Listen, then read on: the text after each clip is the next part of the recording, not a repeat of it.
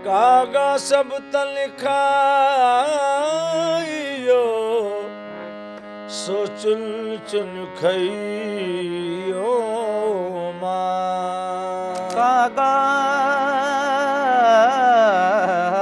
सब तन खाइयो सो चुन चुन खइयो माँ। हाँ दो नैना मत खाइयो मोहे पिया मिलन की आस। इंडियन सब कॉन्टिनेंट में खास तौर से भारत में कव्वाली आई कैसे? ये कव्वाली जो चली है ये हजरत ख्वाजा गरीब नवाज के ज़माने से, लेकिन सुनने में यह आया कि हुजूर प्रॉफिट मोहम्मद साहब जो थे उनके ज़माने में भी संगीत था। बहुत बड़ा तबका आज भी ये कहता है कि संगीत नहीं हराम है। ये क्यों आया, ये कहाँ से आ गया? हमारे हिंदुस्तान में यानी हमारे भारत में कोई नबी तो आया नहीं या कोई पैगाम लेकर नहीं आया है इस्लाम के बारे में। हजरत ख्वाजा गरीब नवाज ने इस्लाम का प्रचार किया है इस कव्वाली के ज़रिए। ये हमारा ईमान है।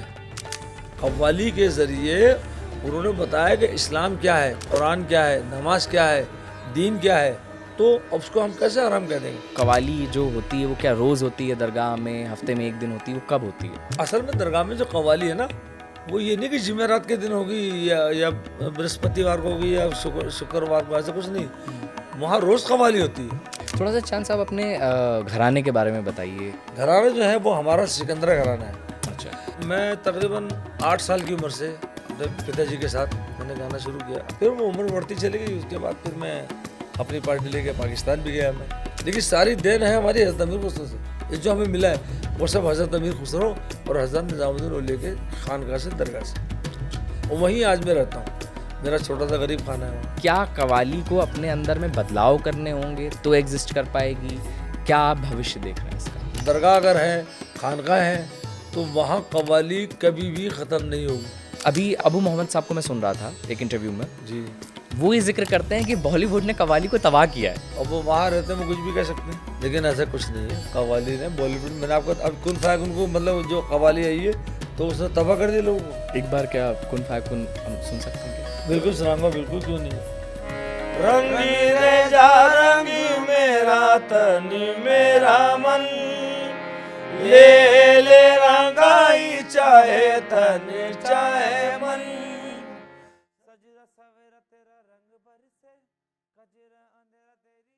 हेलो एंड वेलकम, मेरा नाम है मुकुल सिंह चौहान और आप देख रहे हैं just breaking down podcast.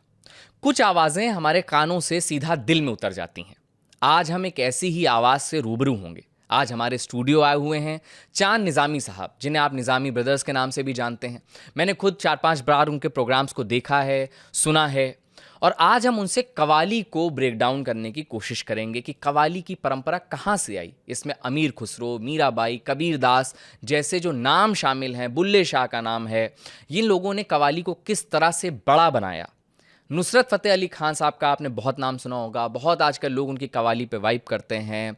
Farid Ayaz साहब हैं। इन सब लोगों ने इस लेगेसी को कैसे आगे बढ़ाया, घराने क्या होते हैं, और जो वसंत पंचमी के दिन हज़रत निज़ामुद्दीन औलिया साहब की जो दरगाह है वहाँ पर जो वसंत पंचमी मनाई जाती है, जो देवा शरीफ में होली मनाई जाती है, ये सूफिज़्म का क्या लेना देना है कव्वाली से, और हमारी जो गंगा जमुनी तहज़ीब है, जो हमारा प्राइड है, गौरव है भारत का, उसके बारे में कव्वाली का क्या रिलेशन है और उसके बारे में सूफिज़्म क्या सोचता है। इन तमाम तहों को आज हम खोलने की कोशिश करेंगे, इस पे बात करेंगे विस्तार से एक एक चीज़ पे, और समझेंगे कि कव्वाली क्या है, और साथ के साथ एक बोनस, हम कव्वाली सुनेंगे भी चांद निज़ामी साहब से।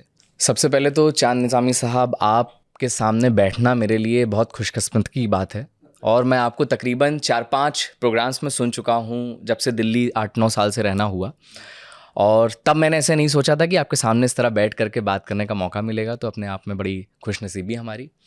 और बातचीत का सिलसिला शुरू करने के पहले हम चाहेंगे कि एक बार अमीर खुसरो साहब की छाप तिलक से हम बातचीत शुरू करें। बिल्कुल। और आप अगर हमें सुना पाएँ तो। बिल्कुल बिल्कुल।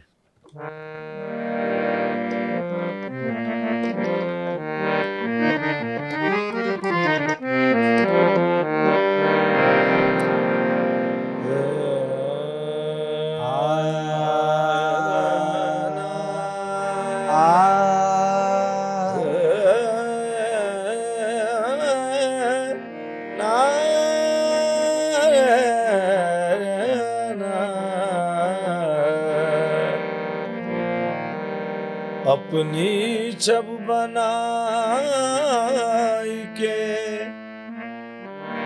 मैं जो पी के पास गई,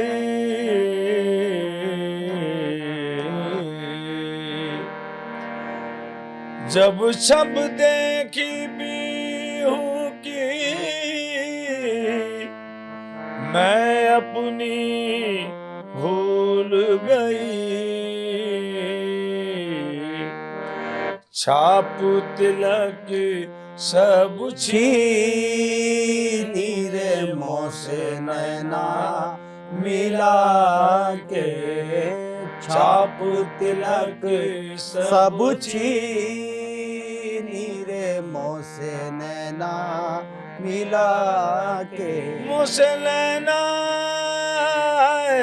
अरे नैना मिला के, छाप तिलक सब छीनी रे मोह से नैना मिला के, खुसरो निजाम के बलि बलि जइए, खुसरो निजाम के बल बल जइए, खुसरो निजाम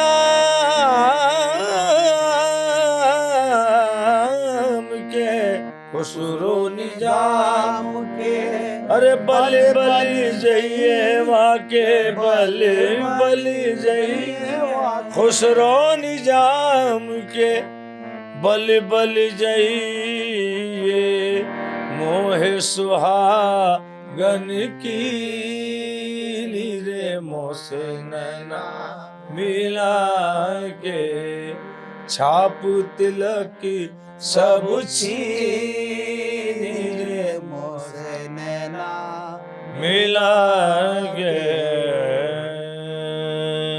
ये मैंने आपको थोड़ा सा शॉर्टकट में सुनाया है। बहुत बहुत शुक्रिया, वैसे तो बहुत ही अच्छा।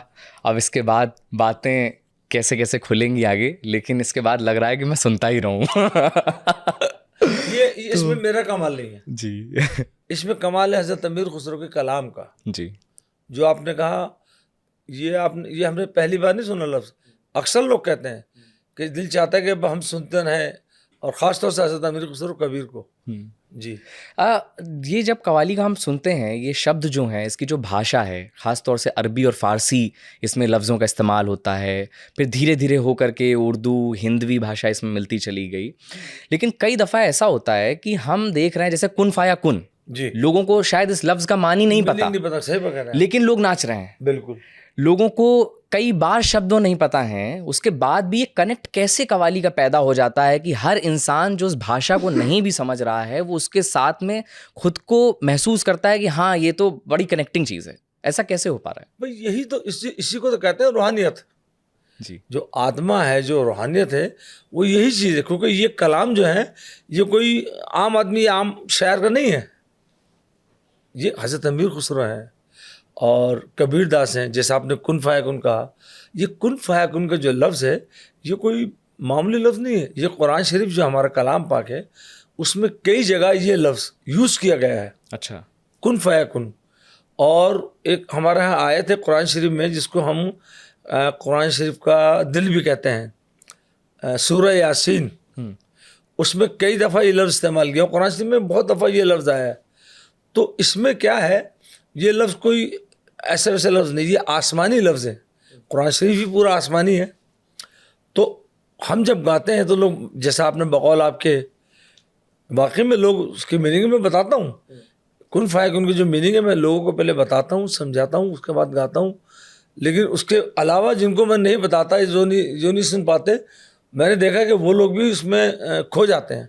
मैंने देखा कि लोग आंखें बंद करके बस उसको ऊपर वाले को याद करो। कई लोगों को तो मैंने देखा कि आंसू आते हैं, जबकि अगर देखा जाए तो ये अरबी का लफ्ज़ है। बिल्कुल। कुन फायकुन की मीनिंग है कि मतलब जो उसने कहा कुन फायकुन, ऊपर वाले ने, अल्लाह ने, तो उसका कहना तो कोई टाल नहीं सकता। लफ्ज़ कुन से उसने ये कर दिया, फायक उनसे उसने ये कर दिया, ये उसके उसके उसके इख्तियार में है, उसकी मीनिंग ये है। तो ऐसी उसी तरह छाप तिलक, हज़रत अमीर खुसरो का कलाम, छाप तिलक सब छीनी मुझसे नैना मिला के। अगर देखा जाए तो ये एक गज़ल का अंदाज है, जैसे गज़ल होता है ना, गज़ल उर्दू में, उसी तरह हज़रत अमीर खुसरो ने हिंदी में गज़ल कहने की कोशिश की। लेकिन वो जो कहते थे वो सिर्फ़ और सिर्फ अपने गुरु, अपने पीर हज़रत निज़ामुद्दीन औलिया के लिए कहते थे। उन्होंने ये कहा कि भाई छाप तिलक सब छीनी मुझ, ये ब्रिटिश भाषा है, इसमें हिंदी है, छाप तिलक सब छीनी मुझसे नैना मिला के। यानी जब मैं अपने भगवान के या अपने गुरु या अपने पीर के पास बन संवर के गई, एक तो खूबी ये है कि हिंदी शायरी में जो मर्द है वो औरत का रूप ढाल लेता है, मतलब आ जाता है हिंदी शायरी में। कभी हज़रत अमीर खुसरो ने देखिए कहा ना, बल बल जाऊँ मैं तो खुसरो निज़ाम के बल बल जाए मोह सुहागन। अब सुहागन का लफ्ज़ तो ये तो कोई औरत ही इस्तेमाल करती है ना, लेकिन हिंदी शायरी की खूबी है।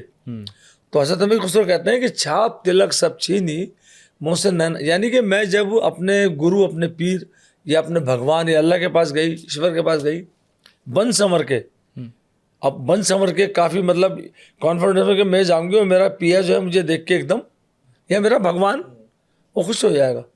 लेकिन जब मैं वहाँ गई तो मैं तो उसको देख के सब कुछ भूल गई, अपना जो मेरा जो भी था, जो मैंने श्रृंगार वार किया था। तो उसके मीनिंग ये है, तो उसमें क्या है, रूहानियत है उसमें। वो गज़ल जो होती है ना, वो एक अलग चीज़ है। गज़ल भी लोग गाते हैं, मैं भी गाता हूँ, लेकिन उस गज़ल में, उस कलाम में, उर्दू का कलाम में और इस कलाम में जो हिंदी का हज़रत अमीर खुसरो का छात्र और भी उनके कलाम है, इसमें जो है रूहानियत है। तो इसलिए अल्लामा इकबाल ने कहा भी है कहीं कि दिल से जो बात निकलती है असर रखती है। तो हम लोग जब इसको गाते हैं ना, आप यकीन माने कि कुछ कलाम ऐसे हैं हज़रत अमीर खुसरो के कबीरदास के भी, कि हम जब गाते हैं तो महफिल का जो रुख होता है ना, जो अंदाज़ होता है, वो एकदम चेंज हो जाता है और लोग उसमें खो जाते हैं और बड़ा अच्छा लगता है हमें। तो इस कलाम की तासीर ये है, जो आपका सवाल था जी, क्या सवाल था आपका? मेरा सवाल ये था कि कैसे लोग इसमें खो जाते हैं, ना जानते हुए भी, शब्द का मतलब नहीं पता है लेकिन फिर भी उससे कनेक्ट कर ले जा रहे हैं। उसकी वजह यह है कि ये शब्द जो है, ये लफ्ज़ जो है, ये लिरिक्स जो है, ये कोई आम आदमी ने या किसी आम शायर ने नहीं कहे। अब एक मैं आपको आपका सवाल मैं बताता हूँ। एक गज़ल हज़रत अमीर खुसरो का एक कलाम है जिसमें आपने, हज़रत अमीर खुसरो ने तकरीबन 4 या 5 भाषाओं को यूज़ किया, इस्तेमाल किया है, शायद आपने सुनी होगी। और ज़हाल मिस्की मकुन तगाफुल दोराए नैना बनाए बतियाँ, किताब हिजरा नादारा मैजा ना ले हो काहे लगाए छतियाँ। अब ये कम से कम 4 भाषाएं इसमें, इस पूरे उसमें जी। अच्छा, उर्दू, हिंदी, संस्कृत, ब्रिज भाषा और फारसी, 4-5 भाषाएं। आज तक इस कलाम का जवाब, हज़रत अमीर खुसरो के इस कलाम का जवाब कोई शायर नहीं दे सका। कोशिश करी लोगों ने, अच्छा कहा, ऐसी बात नहीं, लेकिन इस कलाम के आगे अब बताइए 5 भाषाओं को आप एक ही गज़ल में, एक ही मिसरे में या 2 मिसरों में आप कैसे इस्तेमाल कर लेंगे? तो ये कलाम जब हम गाते हैं तो वहाँ लोगों को लगता है कि यार ये कुछ, आप सही कह रहे हैं। कई लोग आते हैं ऐसे कि उनको समझ में नहीं आता, लेकिन वो कहते हैं चांद भाई जब आप गाते हैं तो हमें ऐसा लगता है कि पता नहीं हम कहीं और पहुँच जाते हैं। बिल्कुल। मैंने कहा भाई ये मेरा कमाल नहीं है, ये तो हज़रत निज़ामुद्दीन औलिया, हज़रत अमीर खुसरो जिनके दरबार में हम रहते हैं, ये उनका कमाल है। और वो चीज़ हमें सीना ब सीना हमारे बुज़ुर्गों से, मेरे वालिद, मेरे दादा, मेरे चचा, उन लोगों से हमें सीना ब सीना मिली है। अब वही चीज़ें हम अपने बच्चों को भी सिखाते हैं। ये मेरे बेटे हैं माशाल्लाह, गाते हैं, तो उनको भी मैं सिखाता हूँ और वो ये परफॉर्म भी करते हैं। तो वो जो कलाम मैं गाता हूँ ना हज़रत अमीर खुसरो का, उसमें कबीरदास भी हैं, उसमें सूरदास भी हैं, उसमें मीरा का भजन भी है। हम मीरा को भी गाते हैं। हम पंजाब के बुल्ले शाह, बाबा बुल्ले शाह, उनका कलाम भी गाते हैं। तो ये लोग जो थे ना, ये थे तो इसी दुनिया में, लेकिन इनकी सोच, इनकी दुनिया कुछ अलग थी। ये यहाँ रहकर भी कहीं और होते थे। बिल्कुल। तो ये इसलिए उसमें असर है। जब ये थे भी तब भी यहाँ की भी बहुत सारी चीजें, वो थे नहीं, वो हैं और रहेंगे, हमेशा रहेंगे। बिल्कुल सही बात है। जी। बहुत कुछ झेलते हुए रहे, जब ये रहे तो इनके ऊपर उस तरीके की एक्सेप्टेंस नहीं मिली, बहुत बहुत समस्याएं झेलनी पड़ी इनको। बिल्कुल। खैर, हम ये आपने गज़ल का जिक्र कर दिया है, तो एक तो मेरा बुनियादी सवाल है, जब मैं ये सोचता हूँ कि कव्वाली क्या है, तो एक तो कव्वाली की हिस्ट्री पे हम बात करेंगे, लेकिन आपने गज़ल का जिक्र किया, क्या गज़ल को ही कव्वाली जो गा रहे हैं आप, वो क्या गज़ल भी है, उसमें कुछ गज़ल की और फॉर्म भी हैं, कता या इस तरीके के कुछ और भी उसमें जोड़ दिया गया है? मतलब क्या है जिसे आप गा रहे हैं, वो व्याकरण के हिसाब से क्या चीज़ है? असल में कव्वाली का एक अलग मकाम है। कव्वाली में जो कलाम होता है उसमें सिर्फ रूहानियत होती है और बुजुर्गों का कलाम होता है। अच्छा, असल में जो कव्वाली है वो होती थी पहले, अभी भी होती है, पर्शियन में, यानी फारसी में। असल जो कव्वाली की ज़बान है वो अरबी या फारसी है। तो अब उसमें अरबी में गज़ल भी है, ऐसी बात नहीं, अरबी में गज़ल गाते होंगे लोग, होगी गज़ल। फारसी में तो खैर गज़ल है, वो तो मुझे भी याद है। तो बाद में फिर क्या हुआ, जब ये दौर बदलता चला गया, 750 साल पहले की बात है, तो जब हज़रत, बल्कि 800 साल पहले, जब हज़रत ख्वाजा मोइनुद्दीन चिश्ती, ख्वाजा गरीब नवाज जो इनका अजमेर में स्थान है, जब वो आए तो उस वक़्त सिर्फ अरबी ज़बान में वो आए थे, अरब से प्रॉफिट मोहम्मद साहब का मैसेज लेकर आए थे वो। तो उस वक़्त तो अरबी ज़बान उनकी थी। जब वो यहाँ आए, उन्होंने देखा कि भाई मंदिरों में भजन हो रहे हैं, कीर्तन हो रहा है, उन्होंने पूछा अपने मुरीदों से कि भाई ये क्या? कहने लगे ये अपने भगवान को, अपने खुदा को और अपने ईश्वर को मनाने के लिए ये लोग गाना बजाना करते हैं। उन्होंने कहा भाई तुम भी करो। अब जब उन्होंने किया तो लोग उनकी तरफ मुतवज्जे हुए, उनकी तरफ आए। वो अपनी भाषा में गा रहे थे, क्योंकि अरब से आए, तो लोगों को बड़ा अच्छा लगा कि यार हम तो उस ज़माने की जो हिंदी थी, ब्रिज भाषा थी, संस्कृत थी, उसमें लोग बात करते थे। तो वहाँ से फिर ये सिलसिला कव्वाली का चला, और आते आते फिर वो हज़रत निज़ामुद्दीन औलिया का दौर आया, हज़रत अमीर खुसरो का दौर आया। बकौल आपके उर्दू ज़बान जो है वो थी नहीं हिंदुस्तान की। उर्दू ज़बान ही के जो जिन्होंने ईजाद करी उर्दू ज़बान, उसमें सर फहरिस्त नाम आता है हज़रत अमीर खुसरो का। उर्दू ज़बान को ईजाद करने वाले वही है, क्योंकि उर्दू ज़बान कोई एक ज़बान नहीं है, उसमें कई ज़बानें हैं। उसमें आप देखना, उसमें हिंदी के लफ्ज़ भी आते हैं, कभी कभार पर्शियन के लफ्ज़ भी आते हैं, कभी कभार इंग्लिश के भी लफ्ज़ आते हैं उसमें। तो इस सारी ज़बानों को मिलकर उर्दू ज़बान को हज़रत अमीर खुसरो ने ईजाद किया। तो उसके बाद फिर जब उर्दू में ज़बान आई तो फिर गज़ल भी गाने लगे लोग। अच्छा, कव्वाली में जो है ना, असल में गज़ल तो खैर कव्वाली में भी गाते हैं हम लोग, और लेकिन एक अलग से फिर माहौल बदल गया, तो फिर गज़ल गाने वाले अलग से पैदा होने लगे। उन लोगों ने बड़ा अच्छा गाया, जिसमें सर फहरिस्त नाम है उस्ताद शहंशाह गज़ल मेहदी हसन साहब का नाम, और गुलाम अली साहब, जगजीत सिंह साहब हैं, और पंकज उदास जी, हमारे अहमद हुसैन, मोहम्मद हुसैन, और बेगम अख्तर, बहुत बड़ा नाम है। इन लोगों ने ठुमरी, दादरा, गज़ल ऐसी गाई है कि दुनिया में उनका नाम है। तो गज़ल जो है ना, उर्दू की गज़ल की बात कर रहा हूँ मैं पर्शियन की या अरबी की बात नहीं कर रहा हूँ। ये मुश्किल से मैं समझता हूँ 200-300 साल या 400 साल पहले अपने उरूज पे आई है, इससे ज़्यादा नहीं आई। लेकिन कव्वाली जो है ना, क्योंकि मैं तो कव्वाल हूँ, मेरा जो काम है वो ऐसा है जैसे दुकान होती है ना, चावल भी है, दाल भी है, आटा भी है, मिर्चें भी हैं, और ये सब कुछ है, घी भी है। तो हमारे पास सब चीज़ रहती है, लेकिन हमारा जो बेसिकल जो हमारा काम है वो है सिर्फ और सिर्फ सूफ़ी कव्वाली, जिसमें रूहानियत होती है, जो मेरा मतलब ख़ानदानी काम है कव्वाली का।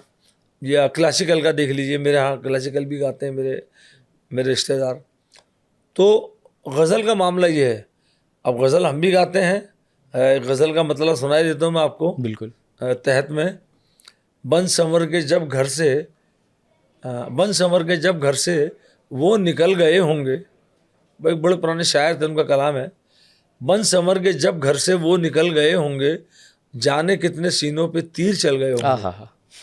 उसका एक शेर है, बड़ा अच्छा शेर है। जाने क्यों जवाबों का इंतज़ार रहता है, जाने क्यों जवाबों का, गज़ल का शेर है, जाने क्यों जवाबों का इंतज़ार रहता है, जानता हूँ ख़त मेरे कब के जल गए होंगे। और एक शेर याद आएगी कि अपनी इस तबाही का, जिस हालात से मैं गुजर रहा हूँ, अपनी इस तबाही का दोस्तों से क्या शिकवा, मेरी आस्तीनों में सांप पल गए होंगे। अरे तो ये गज़ल का है। इस पे हम आएंगे कि आस्तीन के सांप कैसे पले, तो ये किस ओर इशारा कर गज़ल रहा का अपना एक मकाम है, लेकिन कव्वाली जो है वो सबसे ऊपर है, जी। बिल्कुल ऊपर है। सूफी कव्वाली, वो आजकल जो कव्वाली चल रही है वो उसको नहीं कहूँगा, वो लोग कर रहे हैं, मैं उनको किसी का नाम नहीं लूँगा। एक फिल्मी गाना गाते हैं, एक कव्वाली गा रहे हैं, उसमें 4 गाने वो फिल्मी घुसड़ रहे हैं। अब लोग सुन रहे हैं क्योंकि लोगों को तो मसाला चाहिए, वही माहौल के हिसाब से। अब वो माहौल के साथ मैं भी कर लेता हूँ कभी कभार, ऐसी बात नहीं। लेकिन मैं पहले अभी मैं वहाँ गया था देहरादून, और उसमें पंडित भीम सिंह जोशी, आपने शायद नाम बिल्कुल सुना, बिल्कुल है। बहुत बड़ा नाम है, बहुत बड़े गवैये थे, उनको भारत रत्न भी मिला है। जी जी। तो वहाँ मैं जब गया तो वहाँ मैंने इनसे कह दिया अपने बेटों से और साथी से, मैंने कहा भाई यहाँ सिर्फ प्योर कव्वाली गानी है और प्योर क्लासिकल अंदाज, क्योंकि वो क्लासिकल के बहुत बड़े फनकार थे। तो वहाँ हमने बहुत गाया, लोगों ने बड़ा पसंद किया। और जैसा आपने कहा कि 1.25 घंटे का या 1.5 घंटे का जो भी, तो हमारा 45 मिनट का टाइम था। आप यकीन माने 1.25 घंटे तक प्रोग्राम चला, 2.25 घंटे तक, सॉरी 2.25 घंटे तक प्रोग्राम चला। और उसके बाद भी लोग कहने साहब गाइए, मैंने कहा नहीं जी अब तो। आपने जो बात बोली है, ये मेरा खुद का एक तजुर्बा मैं बताना चाहूँगा कि अभी हम एक कार्यक्रम में गए जहाँ पर कव्वाली का ही प्रोग्राम था, और वहाँ पर जो फनकार थे वो गा रहे थे और कव्वाल पेश कर रहे थे कव्वाली।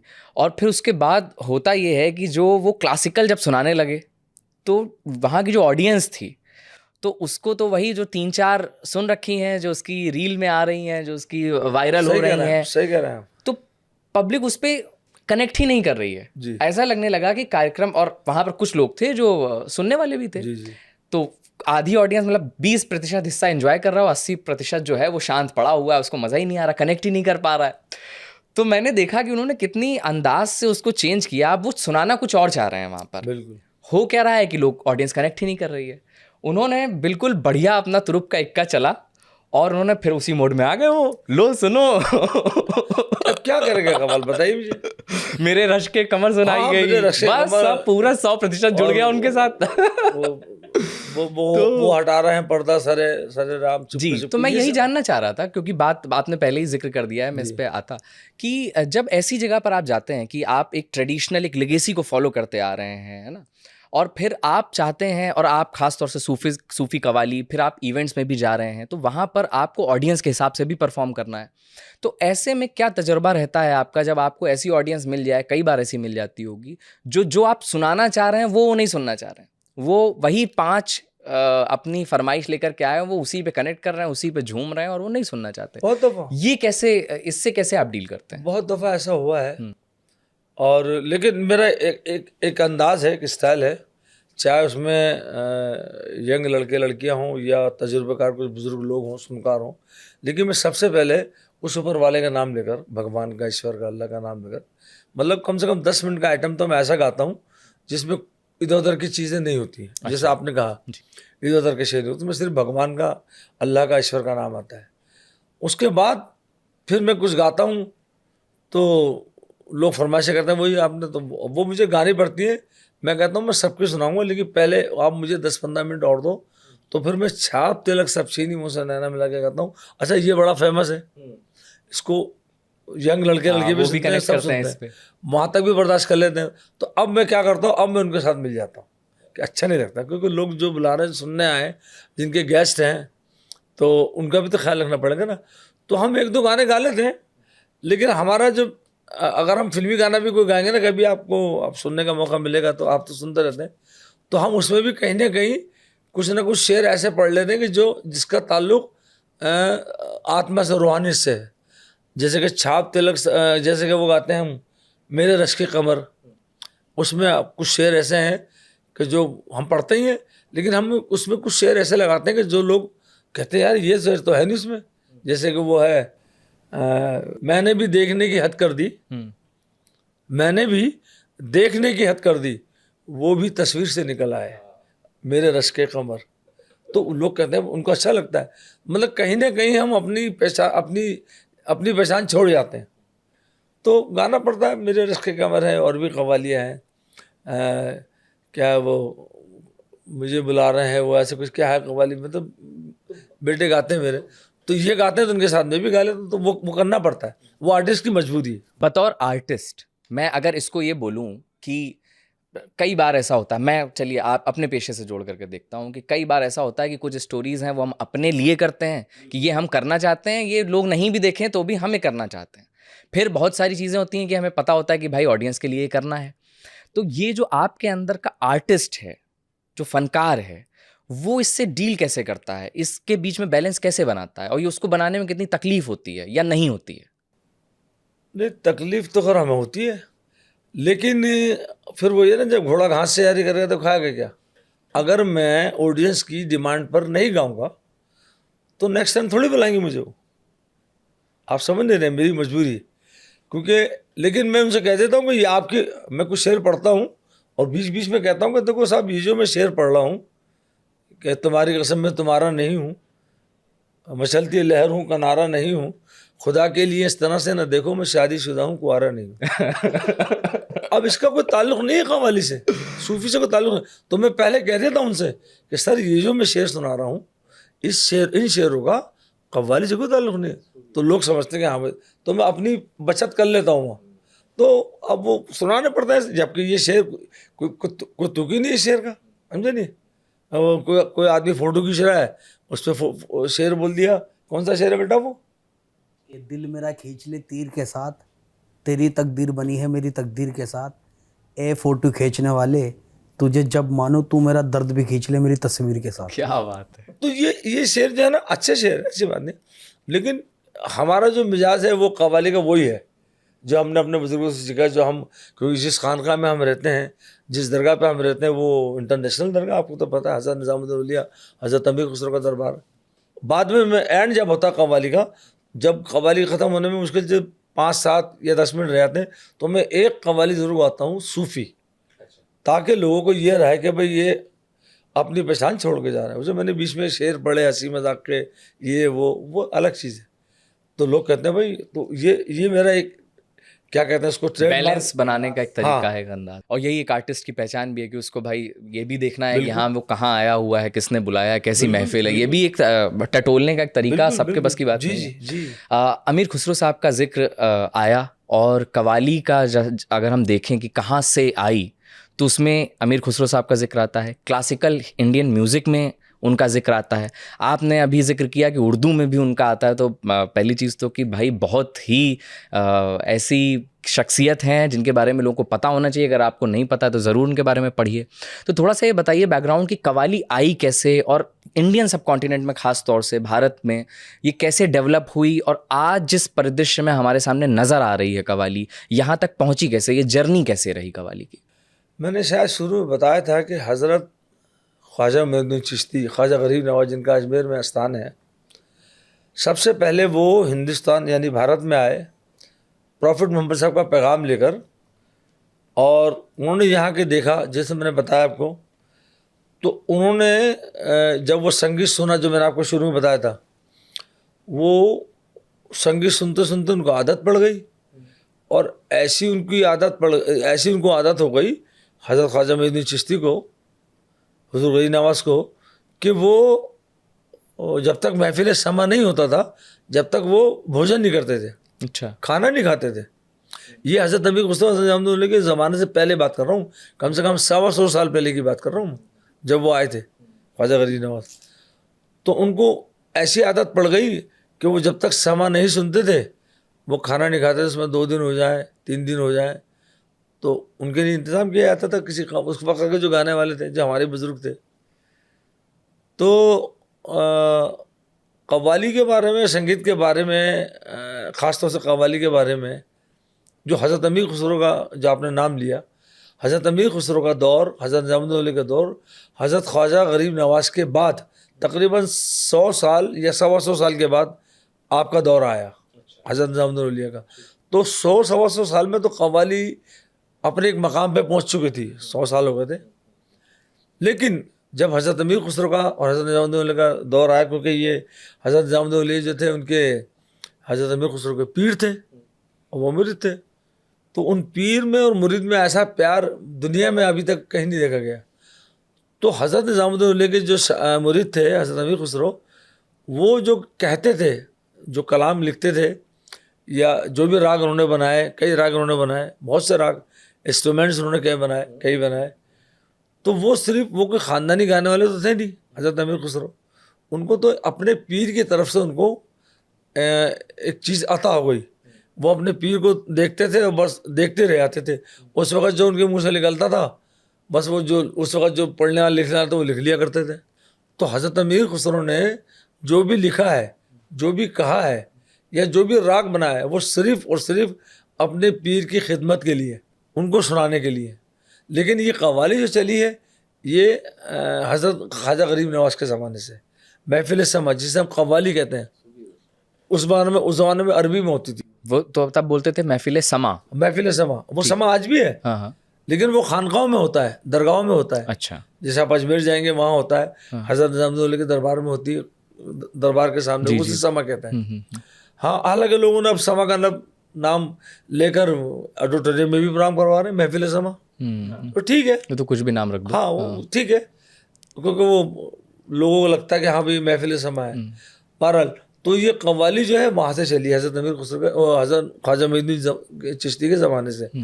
लेकिन सुनने में ये आया कि हुज़ूर प्रॉफिट मोहम्मद साहब जो थे, उनके ज़माने में भी संगीत था अरब के अंदर। अच्छा।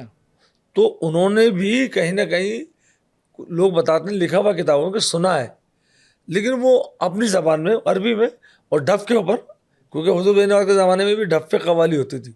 ये तबला ढोलक बाजा ये तो सब कुछ था नहीं, और डफ पे लोग गाते थे। तो हुज़ूर ने भी, हुज़ूर हमारे जो प्रॉफिट मोहम्मद साहब हैं, सुनने में आया कि उन्होंने भी कहीं ना कहीं संगीत सुना है, जो वहाँ के गाने वाले होंगे उस ज़माने के अरब में।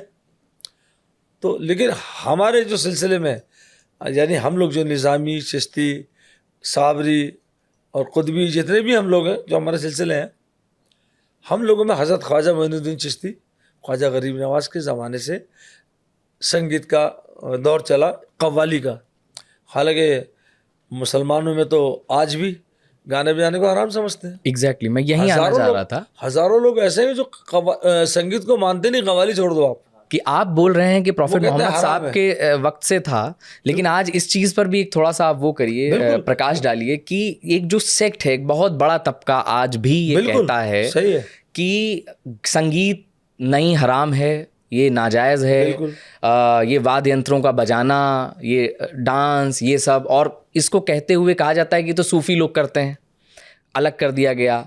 तो ये इस तरीके का हमें अभी भी क्लैरिटी क्यों नहीं दिखती, स्पष्टता क्यों नहीं नज़र में आती कि भाई इतनी बड़ी आर्ट फॉर्म एग्जिस्ट कर रही है, इतने सारे लोग हैं जो लिख रहे हैं, जो सुना रहे हैं, ये क्यों आया, ये कहाँ से आ गया? असल में बात ये है कि हमारे हिंदुस्तान में, यानी हमारे भारत में, कोई नबी तो आया नहीं, अगर आए भी होंगे या कोई पैगाम लेकर नहीं आया है इस्लाम के बारे में। हज़रत ख्वाजा गरीब नवाज़ ने इस्लाम का प्रचार किया है इस कव्वाली के ज़रिए। ये हमारा ईमान है, ये नहीं कि मैं झूठ बोल रहा हूँ आपसे। कव्वाली के ज़रिए उन्होंने बताया कि इस्लाम क्या है, कुरान क्या है, नमाज क्या है, दीन क्या है, इबादत क्या है। तो अब उस चीज़ को लोग कहते हैं वो गलत है, हराम है, जैसा आपने कहा, मैंने भी कहा। तो हम उस चीज़ को नहीं मानते। हमारे लिए तो ये संगीत जो है ना, हमारे लिए, मैं हमारे लिए क्या, बल्कि जो जो जिसको किसी से ताल्लुक़ निस्बत है, उसके लिए, जो बुज़ुर्गों के बाद दरबार में जाता है, समा सुनता है, हमारे लिए तो ये एक तरह से इबादत का ज़रिया है, हमारे लिए इबादत है संगीत। अच्छा, दूसरी बात क्या है कि ये संगीत को जो हराम कहते हैं लोग या गलत कहते हैं, मैं उस तरफ नहीं जाऊंगा, लेकिन हमारे लिए संगीत जो है वो बहुत बड़ा मकाम रखता है। और भारत के अंदर ये बात बतानी ज़रूरी है आपको कि भारत के अंदर जो संगीत है ना, जो हमारे हिंदू धर्म में लाखों साल से हिंदू धर्म में संगीत है, उसमें कीर्तन भजन जैसे आप कहते हैं वो सब आ गया।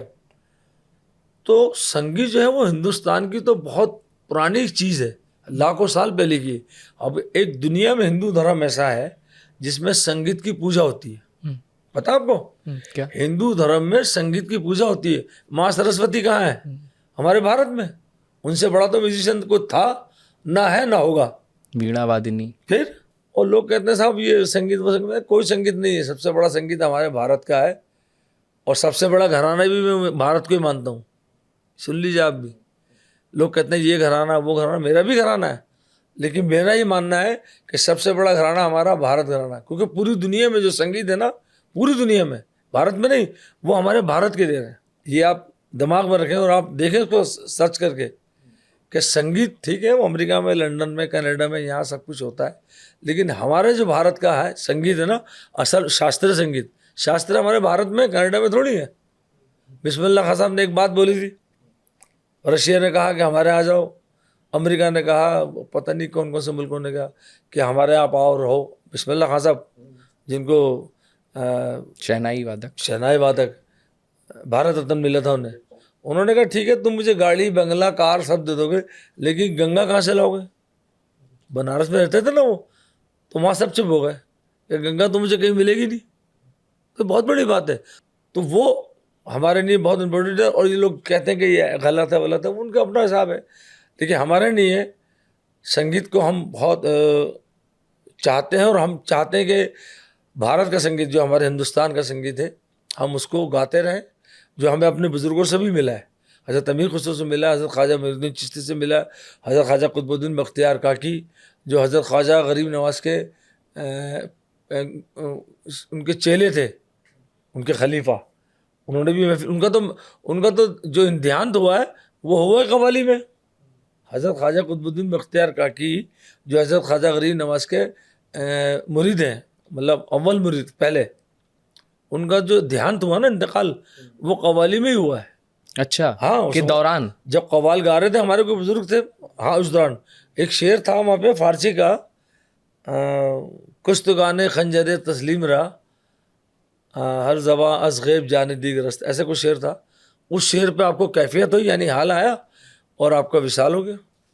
तो ये अब उसको हम कैसे आराम कह देंगे? लेकिन लोग कहते हैं ठीक है, उनकी अपनी सोच है, लेकिन हमारा तो ये मानना है कि ख्वाजा मोइनुद्दीन चिश्ती अगर हिंदुस्तान में आए हैं, आज हिंदुस्तान में जो मुसलमान हैं, इस बात को मोदी जी ने भी कहता है एक जगह कि इस्लाम जो आया है हिंदुस्तान में वो सूफीज़म से आया है। सूफीज़म ख्वाजा मोइनुद्दीन चिश्ती से, वहाँ से शुरू हुआ है। खैर इस पर भी लोगों ने बड़ा एतराज़ किया था, लेकिन उन्होंने सच्ची बात बोली। तो ख्वाजा मोइनुद्दीन चिश्ती यहाँ आए तो आज हिंदुस्तान में मुसलमान है माशाल्लाह। और वो नहीं आते, यहाँ कोई नबी नहीं आया, यहाँ कोई और कोई पैगंबर नहीं आया, यहाँ कोई सहाबा नहीं आए। लोग बताते कि आए, अगर आए तो भाई कहाँ है, किधर है? ख्वाजा मोइनुद्दीन चिश्ती को तो पूरे हिंदुस्तान का पूरी दुनिया जानती है। आपने गंगा का जिक्र किया। गंगा जमुनी तहजीब को अगर हम बात करें तो उसमें कव्वाली का एक बहुत बड़ा योगदान हमें देखने को मिलता है। और दो जगहों के बारे में तो मैं खुद जानता हूँ कि एक तो बसंत पंचमी का जो कार्यक्रम यहाँ पर होता है हज़रत निज़ामुद्दीन दरगाह में, जी, और दूसरा जो बाराबंकी में होता है एक देवा शरीफ में, वहाँ पर होली में जो कार्यक्रम होता है, होली बनाते हैं। तो ये अपने आप में जो लोग हैं जो नहीं जानते इन कल्चर्स को बहुत करीब से, उनके लिए बड़ा हैरत होती है जब मुझे भी पहली बार पता चला कि होली खेली जा रही है एक देवा शरीफ के अंदर। क्यों भाई? तो इन दोनों के बारे में थोड़ा सा बताइए कि कैसे ये गंगा जमुनी तहजीब को जोड़ने वाली भी एक कड़ी है। देखिए ये जो होता है ना सूफी संत, जिन्हें हम बुजुर्गान दिन भी कहते हैं, सूफी संत, ये लोग जो है ना, ये कभी भी ये नहीं करते कि ये हिंदू है, ये सिख है, ये ईसाई है, ये मुसलमान है, ये फलाना ढिमका। उनका एक ही मैसेज होता है कि भाई आओ और हमसे मोहब्बत ले जाओ। अब उसमें कोई ये थोड़ी कि सब हिंदू आएगा या मुसलमान आएगा, ये सिख आएगा, ईसाई आएगा, हर कौम का आदमी आता है। जैसे आपने बसंत पंचमी का जिक्र किया, अब बसंत पंचमी जो है ये किसका त्यौहार है? हमारे हिंदू भाइयों का, और आज से नहीं, ये हज़ारों साल से चला रहा है। लेकिन हज़रत निज़ामुद्दीन के दरबार में क्यों मनाई जाती साहब? उसकी वजह यह है कि हज़रत अमीर खुसरो के जो पीर थे हज़रत निज़ामुद्दीन औलिया, वो उनके एक भांजे थे जिनका नाम था हजरत तकी नू तकी। उनके भांजे थे, तकरीबन 16-17 साल की उम्र थी उनकी। उनका हो गया इंतकाल, यानी देहांत हो गया। तो उस आपको बड़ा बड़ा मतलब गम पहुंचा कि भाई सगा भांजा और फिर जवान हजरत निजामुद्दीन की बात कर रहा हूँ। तो आपने 2 दिन तक 3 दिन तक बिल्कुल आप मतलब उदास रहे हजरत निजामुद्दीन, और मुरीद भी बड़े परेशान के भाई क्या करें। अच्छा, हजरत अमीर खुसरो गए हुए थे कहीं काम से, क्योंकि वो तो बादशाह के पास काम करते थे ना। तो अब जब वहाँ से आए तो लोगों ने बताया कि भाई ऐसे ऐसे हो गया। तो हजरत अमीर खुसरो ने कहा अच्छा भाई, कहले यार आप मतलब उन्होंने समझा कि आप अब आप देखें, क्योंकि वो बड़े चहीते थे हजरत निजामुद्दीन हजरत अमीर खुसरो के बड़े चहीते मुरीद थे।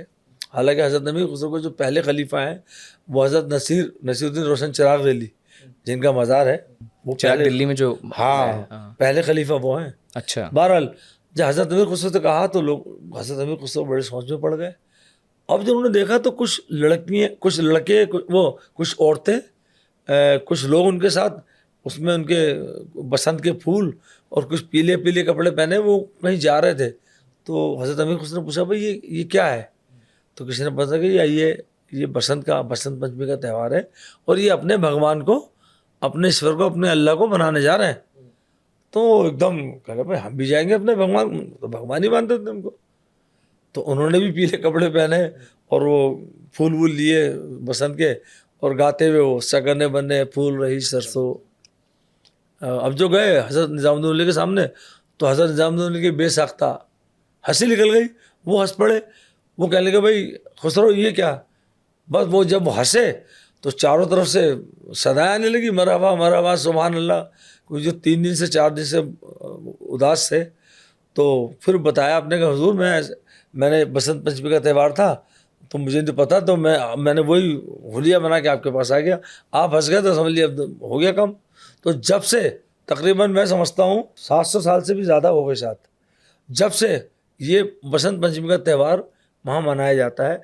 बसंत से शायद 1 दिन पहले या 1 दिन बाद ऐसा कुछ उसकी वो है, तो ये वहाँ मनाया जाता है। उसी तरह होली, जैसा आपने बताया देवाश्री में सरकार वारिस पाक के दरबार में होली मनाई जाती है। तो हाँ ये बात सही कि वहाँ होली बाकायदा दरगाह के सामने एक दूसरे के रंग फेंकना जैसे होली होती है। दरगाह हमारे महपाक में भी आते हैं लोग, हमारे हिंदू भाई आते हैं, ऐसी बात नहीं है। जो रंगे हुए होते हैं, मैं एक शेर सुना दूँ आपको। मुझे सूफ़ी साहब बताइए ना छुपाइए कहीं होली खेली है आपने जो रंगे हुए हो गुलाल में। तो ये होली का रंग देखने को दिख रहा है कि ये नीला है, ये पीला है, ये ऐसा है वैसा है, लेकिन सूफी में अगर देखा जाए तो हर आदमी होली में रंगा हुआ है, जिसे हम रूहानियत की रंग कहते हैं, जिसे हम आत्मा का रंग कहते हैं। तो होली का त्यौहार हमारे यहाँ हिंदुस्तान में तो मनाया जाता है, लेकिन वारिस पाक में भी मनाया जाता है और हज़रत निज़ामुद्दीन के दरबार में कुछ लोग आते हैं। लेकिन बसंत पंचमी का जो त्यौहार होता है वो अब तो ये आलम है कि कम से कम 50,000 आदमी आता है जिस दिन बसंत पंचमी का वहाँ प्रोग्राम होता है। तो हमारे यहाँ के जितने भी खुद्दाम है, खादिम हैं, वो सब मिलके बसंत पंचमी का प्रोग्राम बनाते हैं। उसमें हम लोग भी होते हैं, कव्वाली भी होते हैं। तो कम से कम 50, अब उस ज़माने में तो 700 साल पहले कितने लोग होंगे, लेकिन अब देखिए 50,000 आदमी आता है। और मैं समझता हूँ कम से कम हिंदुस्तान की आधी मीडिया आती है, वो मीडिया के बहुत लोग आते हैं वहाँ, और बड़े ज़ोर शोर से वो मनाया जाता है। वो हम लोग आते हैं, उसमें बसंत गाते हैं हम। आज बसंत मना ले सुहागन, आज बसंत मना ले, ये सब है। सगने बने फूल रही सरसों, और एक फिल्म में भी शायद आई है, क्या नाम है, हीरा मंडी एक फिल्म आई है, उसमें भी ये गाना है। हालांकि उसको थोड़ा चेंज कर दिया उन लोगों ने, वो खैर कोई बात नहीं। और बसंत की बहुत सी चीज़ें हैं, आज बसंत मना ले सुहागन और मोहे अपने ही रंग में रंग ले पिया, तो ये सब गाते हैं हम। तो बसंत पंचमी का जो त्यौहार है वो हज़रत निज़ामुद्दीन के दरबार में बहुत ही खूबसूरत तरीके से मनाया जाता है। और हम लोगों को जो दरगाह वाले हैं, जो कव्वाल हैं, खादिम, सबको उसका इंतज़ार रहता है कि कब आएगी बसंत का त्यौहार आएगा। कुन फाया कुन पे हम आएंगे, जो गाना है और फिल्म में भी आया। उसके पहले ये जो उसमें जो फिल्मांकन में जो आप लोग नज़र आते हैं और वो दिख रहा है पूरा सेटअप, तो बहुत सारे लोग हैं जो अभी तक नहीं आए हैं हज़रत निज़ामुद्दीन दरगाह, और वो देखते हैं तो उनकी बड़ी दिलचस्पी होती है कि वो कब होती है, वो कवाली जो होती है वो क्या रोज़ होती है दरगाह में, हफ्ते में एक दिन होती है, वो कब होती है?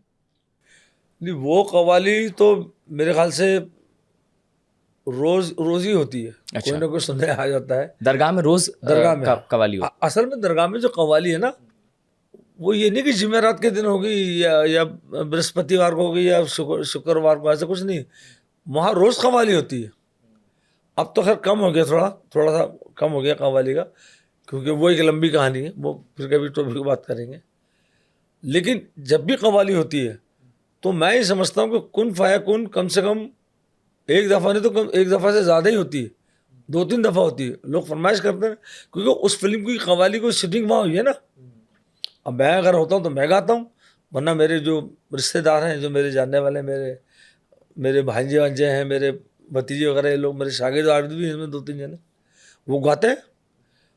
तो कवाली रोज़ होती है कुन फाया कुन, क्योंकि वो कवाली मैंने आपको बताया था कि सदाबहार कवाली है। सदाबहार से मतलब जैसे कि कुछ कवाली ऐसी होती हैं जो सदाबहार हो जाती हैं। जैसे कि फिल्मी कवाली की बात कर रहा हूँ, अमर अकबर अंतुनी एक फिल्म आई थी, उसमें कवाली थी पर्दा है पर्दा। अब हम कहीं भी याद, उसकी फरमाइश आती है। या मुग़ल आज़म की कवाली है कुछ, या बरसात की रात एक फिल्म आई थी, उसमें कवाली है वो ना तो कारवां की तलाश है, बहुत पुरानी कवाली है, दरबारी में किसी राग में है। तो ये सदाबहार कवाली। अभी धुरंधर में भी ये आया है ना तो कारवां धुरंधर में भी हाँ शायद है वो गाना, वो तो उन्होंने थोड़ा अलग हिसाब से गाया है। मॉडिफाई कर लिया होगा। हाँ, कोई गाने वाला सिंगर गाया, उसका अच्छा गाया है, बाकी जो भी गाया। तो कहने का मतलब ये कि ये कवाली सदाबहार है। और कुन फाया कुन जो है, आपने इसका जिक्र छेड़ दिया है तो मैं बताता हूँ। मुझे कम से कम 1.5 साल 2 साल तो लोगों को बताने में ये लग गया कि कुन फाया कुन के मीनिंग क्या है सर। हाँ। अच्छा, उस ज़माने में मोबाइल बहुत कम हुआ करता था, 14-15 साल हो गए इस फिल्म को आके। जो लोगों को आता था कम होता था। रॉक स्टार में हाँ, तो हमारे पास वो कौन सा फ़ोन होता है, वो घर में जो फ़ोन होता था पहले, उससे फ़ोन आते थे। तो मैं बताता था इसके माने ये है साहब। इसमें तो और भी लफ्ज़ हैं, सल्लल्लाहु अलैहि वसल्लम और सदक अल्लाहु अलीउल, ये सब अरबी के। तो मैं उनको बताता था कुन फाया कुन के मीनिंग लोग पूछते थे। एक प्रोग्राम था हमारे थाने के एसएचओ साहब थे वेद प्रकाश जी, उन्होंने हमारा एक प्रोग्राम करवाया डीएलएफ में, गुड़गांव में। बहुत खूबसूरत बिल्डिंग थी, वहाँ पे प्रोग्राम कराया। तो वहाँ 2 लड़की आई, वो आके हमारे पैर पर छूने लगी मेरे। और मैं तो आपको पता कि मैंने पैर पर बताइए। अरे नहीं, आप हमारे ये हैं बड़े। कहने लगे आपकी जो कवाली है ना कुन फाया कुन, उसकी वजह से आज मेरी बहन जिंदा है। उनमें से एक बोली। मैंने क्या बात कर रही हो? कहने ये सच्ची बात है, ये मैं कर रहा हूँ कम से कम 8-9 साल पहले की बात। मैंने कहा भाई वो कैसे? कहने लगे इसका हार्ट का ऑपरेशन था, उसका ऑपरेशन था दूसरी वाली का। तो डॉक्टर ने पूछा कि भाई ठीक है ऑपरेशन तो हम कर देंगे, लेकिन डॉक्टर ये थोड़ी कह सकते हैं साहब ये कामयाबी होगा या खुदा ना खास्ता कोई ऐसी बात होगी, लेकिन वो कर देते हैं, उसमें रिस्क है ना। तो वो कह लगे इसका ऑपरेशन था। और डॉक्टर ने पूछा आपकी आखिरी ख्वाहिश क्या है? तो मैंने कहा बताइए। इन्होंने क्या कहा? इन्होंने कहा मेरी आखिरी ख्वाहिश ये है कि मुझे वो कव्वाली सुनवा दो कुन फाया कुन। आप यकीन करो मेरी आंखों में आंसू आ गए सब। वो कहने लगे उसने वो कव्वाली सुनी और ऑपरेशन हुआ, अब आपके सामने खड़ी है। क्या बात। असल में तो लफ्ज़ है कुन फया कुन, कुन फया कुन है जो अरबी में है, लेकिन वो गाने के अंदर रहमान साहब ने, आपको पता रहमान साहब तो अलग ही चीज़ है। भगवान ने, अल्लाह ने उनको एक अलग स्पेशल सोच दी है। और तो उनका ये दिमाग, वरना कोई ज़रूरी नहीं कुरान के लफ्ज़ को क्यों इस्तेमाल करेगा भाई, हमारी किताब है। लेकिन आप यकीन करें कि मुसलमानों से ज़्यादा हमारे हिंदू भाई सुनते हैं इसे। ये बड़े कमाल की बात है। जो हमारे मुसलमान भाई हैं वो तो सुनते ही हैं, लेकिन इतना नहीं सुनते वो जितना हमारे हिंदू भाई, सिख भाई, ईसाई भाई ये सुनते हैं। साहब वो सुना, हमारी पहचान ही उससे। हालांकि मेरा तो ख़ानदानी काम है, 700 साल से हम गा रहे हैं कव्वाली। लेकिन जब से ये फिल्म आई है रॉक स्टार, जब से आप यकीन करें कि हमारा दुनिया में नाम हो गया और लोग हमें अब आप शायद यकीन करें नहीं करें, कभी कभार मुझे रहमान साहब मिलते हैं, अब उनका आपको पता है हिंदी कम आती है, वो मुझे देखते कहते हैं आओ वे आ कुन फाया कुन। और रहमान साहब का ये कहना बहुत बड़ी बात है। तो जब वो खुद कह रहे हैं तो बड़ा अच्छा लगता है हमें, तो इससे हमें बड़ा बेनिफिट मिला। और ये कव्वाली जो है समझ लीजिए सदाबहार है। एक बार क्या कुन फाया कुन हम सुन सकते हैं क्या? मुझे ऐसा लग रहा है कि एक बार नहीं, कम से कम 2-3 बार ही गानी पड़ेगी। बिल्कुल सुनाऊंगा, बिल्कुल, क्यों नहीं।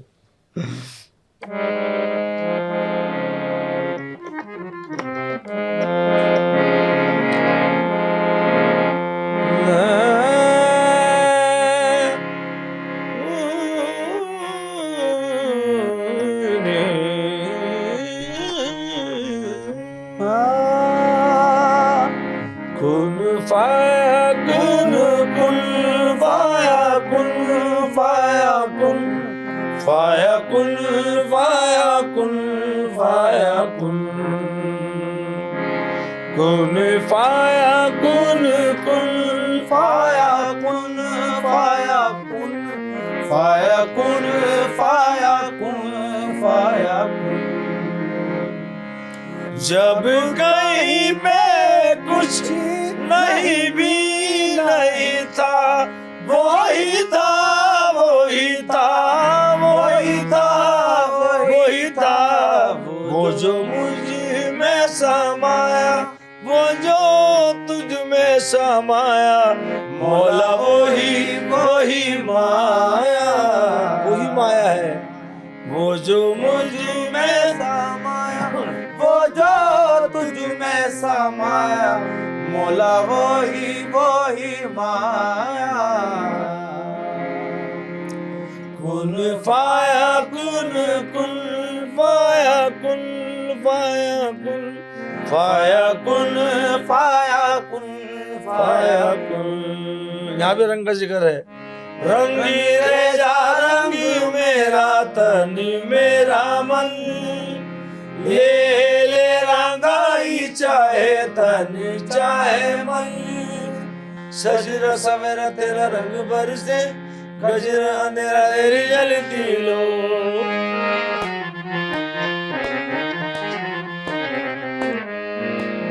सजरा सवेरा तेरा रंग बरसे, गजरा अंधेरा तेरी जलती लो।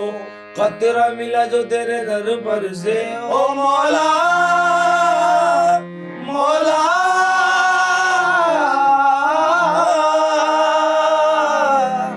कुन फाया कुन कुन फाया कुन। क्या बात है। जब गुरु बता ना पूरा तो जी। उसका देख माल दूसरा अरे होता है। इसमें भी एकदम ऐसा लग रहा है कि हाँ, मैंने बताया ना कि ये रुके ना अभी। इसमें एक दो कुरान शरीफ वाला और फिर ईमानदारी की बात जो है, बहुत से डायरेक्टर हैं हिंदुस्तान की फिल्मों में, बड़े अच्छे अच्छे हैं, लेकिन रहमान साहब ने जो उसकी कंपोजिशन की है, बहुत खूबसूरत कंपोजिशन। बहुत खूबसूरत कंपोजिशन है और बहुत बढ़िया आदमी है वो। हमारे दरगाह शरीफ में आते रहते हैं। अच्छा। हाँ, मैं समझता हूँ साल में कम से कम 8-10 दफ़ा तो आ ही जाते हैं वो। अच्छा। साल में जी। दिल्ली जब भी आते हैं वो तो यहाँ ज़रूर आते हैं दरगाह शरीफ में। जी। थोड़ा सा चांद साहब अपने घराने के बारे में बताइए कि आपने कैसे इसको सीखा, किससे सीखा? ये और आपका सवाल तो घराना आपको क्या बहुत है? पहले करना चाहिए था जी। शुरू में। चलिए कोई बात नहीं। देखिए, सीखने वाली बात तो ये है कि मेरा तो खानदानी काम है ये। जी।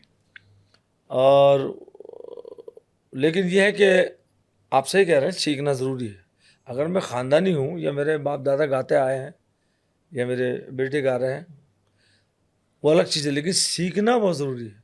तो मैंने बाकायदा अपने वालिद साहब से गंडा बंधवाया, उनसे सीखा, अपने चचा से, अपने भाई से, अपने मामू से, उस्ताद शराफत हुसैन खान साहब। हालांकि उनसे मैं ज़्यादा नहीं सीख पाया, थोड़ा सा सीखा। उस्ताद शराफत हुसैन खान साहब जो कि बहुत बड़े गवैये रहे अपने दौर में, पद्मश्री मिला संगीत नाटक अकेडमी, आगरा घराने से, आगरा त्रोली घराने से, उनसे सीखा मैंने। तो अब रही बात ये कि गाना सीखने की या गाने की, तो घर में माहौल हमारे यहाँ तो गाने बजाने का रहता है। कहीं बाजा, कोई बाजा बजा रहा है, कोई तबला बजा रहा है, कोई ढोलक बजा रहा है। जैसे मेरा बेटा है ये, माशाल्लाह ढोलक भी बजा लेता है गुल खान नाम है आपका हाँ गुल खान और आपका गुलफाम। हाँ ये माशाल्लाह बहुत अच्छा गाते हैं ये लोग। और इन्होंने कुछ कुछ नई कव्वाली में क्या क्या होती है टेक्नो वो? कव्वाली। टेक्नो कव्वाली भी जाती क्या है ये टेक्नो कव्वाली? टेक्नो कव्वाली ऐसा है कि इलेक्ट्रो मिक्सर होता है डीजे का पूरा, वो सेगमेंट्स हम लोग वो सब मिलाकर एक इलेक्ट्रो म्यूजिक बनाकर इसका पूरा एक प्रिपरेशन करते हैं। कव्वाली में तबला ढोलक हारमोनियम होता है, बट उसमें टेक्नो डीजे चलता है, मतलब नए मिजाज नए मिजाज। हाँ, इलेक्ट्रो पुरानी म्यूजिक। चीज है पर उसको हम प्रेजेंट करते हैं टेक्नो पे। पैकेजिंग बदल दी है। हाँ इसमें हाँ। तबला ढोलक नहीं होता। और इंडियंस फर्स्ट हम लोग ही हैं। अच्छा हाँ, हाँ India में। फर्स्ट ही हमने पहले किसी का कोलैबोरेशन करता, बट ये है कि हम खुद ही कर रहे हैं अपना। इसको कर रहे हैं। हाँ। बहुत तो मैं तकरीबन 8 साल की उम्र से अपने पिताजी के साथ मैंने गाना शुरू किया। 8 साल या 7 साल की उम्र रही होगी। एक जगह है राजस्थान में झालावाड़, हाँ बिल्कुल जानते तो वहाँ पिताजी के साथ में गया था बचपन में। तो हमें दो कलाम याद करवाए थे उन्होंने, पता नहीं कौन से, मैं तो भूल भी गया उसको। 2 चीज़ें याद कराई थी, 3 शेरों की, 3 या 4 शेरों की। तो हम बैठे थे वहाँ, हम तो जाते थे अपने बैठे हुए, नोट गिन रहे हैं, ये गिन रहे हैं, तबले वाले को छेड़ दिया, इसको छेड़ दिया। बचपना तो 7 साल का बच्चा क्या होगा। तो किसी ने कहा भाई तुम अपने बेटे को लाया। मेरे वालिद साहब का नाम महमूद निज़ामी था और उस्ताद महमूद निज़ामी बड़े अपने दौर के बहुत बड़े कव्वाल रहे हैं वो। लेकिन फिर वो ये कि सूफ़ी, उन्होंने कभी किसी पैसे की तरफ नहीं देखा, कभी किसी का नुकसान नहीं किया, बल्कि लोगों को फायदा, बड़े सूफ़ी किस्म के लोग। और 105 साल की उम्र में उनका देहांत हुआ है मेरे पिताजी का। तो लोगों ने कहा भाई ये बेटा आया आपका महमूद भाई, इसको कुछ सुनवाओ।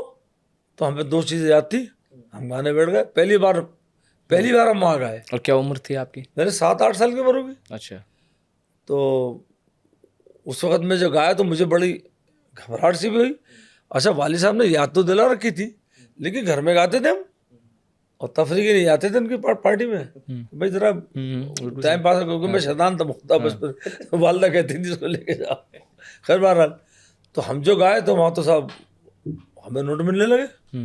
अब बच्ची की आदत, वो लोगों ने कहा भाई एक और सुनाओ। तो हमें 2 चीज़ें आती। एक साहब और बोले कि साहब 2 चीज़ों के बाद, भाई बच्चा कच्ची आवाज़ थी हमारी, आवाज़ ऐसी आती थी पपैये की तरह। वो आपकी बात के संगीत तो हमारे ब्लड में है ना। लोगों ने कहा भाई एक और सुनाओ, 2 के बाद। तो वाले साहब ने कहा भाई यहीं तक सही है भाई, इसके आगे नहीं जा सकता। वेद फिर सारे आ जाएंगे बाहर। नहीं अच्छा नहीं लगता ना। अब जो मुझे याद थी, जिसमें हमें महारत हासिल थी, बिल्कुल सही बात, तो हमने सुना दी। बिल्कुल। और इतने छोटे उम्र के बच्चे से क्या ही 7-8 साल की उम्र क्या होती। तो वहाँ से मेरा एक तरह से मेरा हौसला खुला। उसके बाद फिर मैं, वो नहीं भी कहते तो मैं गाता था अच्छा कव्वाली में। फिर वो उम्र बढ़ती चली गई। उसके बाद फिर मैं अपनी पार्टी लेके पाकिस्तान भी गया मैं अच्छा 91 में। और ये मेरी खुशनसीबी है कि आज मैं आपके चैनल बता रहा हूँ, मैं बताता नहीं किसी को। ये मेरी खुशनसीबी कि एक ही स्टेज पे मैं और उस्ताद नुसरत फ़तेह अली खान साहब का प्रोग्राम हुआ। अरे लाहौर में एक जगह है, बाबा साहब दाता साहब का दरबार है, बहुत बड़े बुजुर्ग हैं, उनके दरबार में। और एक दफ़ा नहीं, 2-3 दफ़ा ऐसा हुआ। बहुत बड़ा मेला होता है कि पहले खान साहब गाए, उस्ताद नुसरत फ़तेह अली खान साहब, उनके बाद हम गाए, या उनसे पहले कभी हम गा लिए, क्योंकि वो बहुत सारे कव्वाल होते हैं। तो उनका बड़ा आशीर्वाद है हमारे साथ। वैसे तो वो बहुत बड़े ख़ानदान से ताल्लुक़ रखते हैं, बहुत बड़ा नाम है। उनके अलावा साबरी ब्रदर्स भी कव्वाल थे पाकिस्तान के, आपने नाम सुना होगा, जिनका वो है भर दो झोली मेरी है मोहम्मद। उनके साथ भी हमने स्टेज पे एक साथ प्रोग्राम किया। मैं अपना ग्रुप लेके गया था। और जो आपने पूछा, तो उस वक्त मेरी शादी भी नहीं हुई थी 91 में। और तो हम उस वक्त तो हमारी अच्छी खासी उम्र थी। मैं 4-5 आदमी को लेके गया, वहाँ गाया। उसके बाद फिर यहाँ आने के बाद वाली साहब के साथ तो हम गाते ही थे। फिर वाली साहब का देहांत हो गया, तो हमारे बड़े भाई थे, उनके साथ मैंने गाना शुरू किया। मेरी वालदा, हमारे बड़े भाई गाते थे, उनके साथ गाया। तो उसके बाद उनको भी देहांत हो गया बड़े भाई का। तो इत्तेफाक से फिर वो हमें एक चांस मिल गया ये रॉक स्टार में 2010 में 2009 में शूटिंग हुई थी ना इसकी। 11 में आई थी। 11 में तो आई थी, 9 या 10 में शूटिंग हुई थी इसकी। तो हमें चांस मिला, तो वो मैं अपने जो मेरे साथ में थे उनको लेके गाया। अब यह है कि वो अब जो है मैं अपने बेटों के साथ गाता हूँ, माशाल्लाह ये गाते हैं। ये खुद भी अलग परफॉर्म करते हैं निज़ामी बंधु युद्ध के नाम से। अब जब तक चल रहा है साहब गा रहे हैं, और जब तक लोग सुनेंगे हमारी जनता हिंदुस्तान की, हम सुनाते रहेंगे। बिल्कुल। और रही घराने की बात, घराना जो है वो हमारा सिकंदरा घराना है। अच्छा। और लेकिन सिकंदरा घराना हो या दिल्ली घराना हो या कोई और भी घराना हो, ये सब घराने हज़रत अमीर खुसरो के बाद बने हैं। हज़रत अमीर खुसरो के ज़माने में या उनके विसाल के बाद 2-4 घराने थे, जैसे पटियाला घराना, दिल्ली घराना, सिकंदरा घराना, आगरा घराना, या और कोई एक दो घराने और होंगे, किराने घराने जैसे हुआ। तो ये पुराने घराने, भिंडी बाजार भी घराना था एक बहुत पुराना, जिसको लता मंगेशकर जी ने जान से सीखा है। अच्छा। खैर बहरहाल, तो ये घराने बाद में अब आके बहुत सारे घराने, अब तो मैं समझता हूँ कम से कम 30 से 40 घराने तो होंगे हिंदुस्तान में, लोगों ने बना लिए, अच्छी बात है।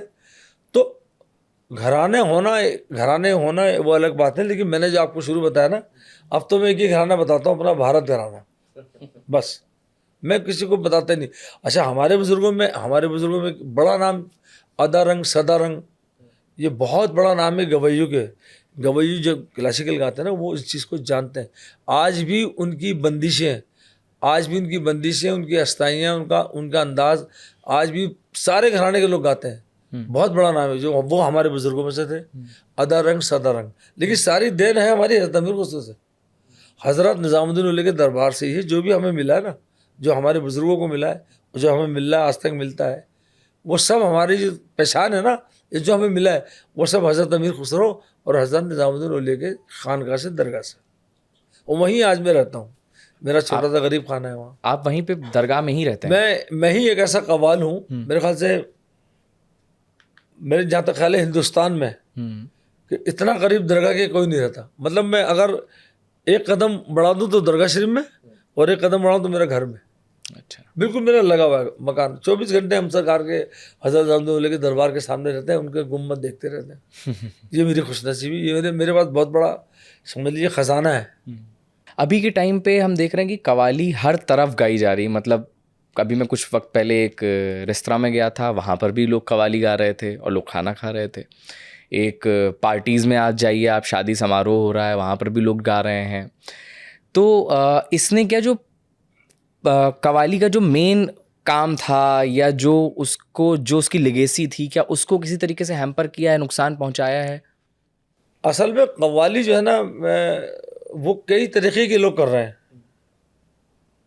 अब वो कव्वाली का नाम तो दे रहे हैं, वो सूफी नाइट का नाम दे रहे हैं, महफिल समा का नाम दे रहे हैं, और रूहानियत की महफिल, ये वो सब।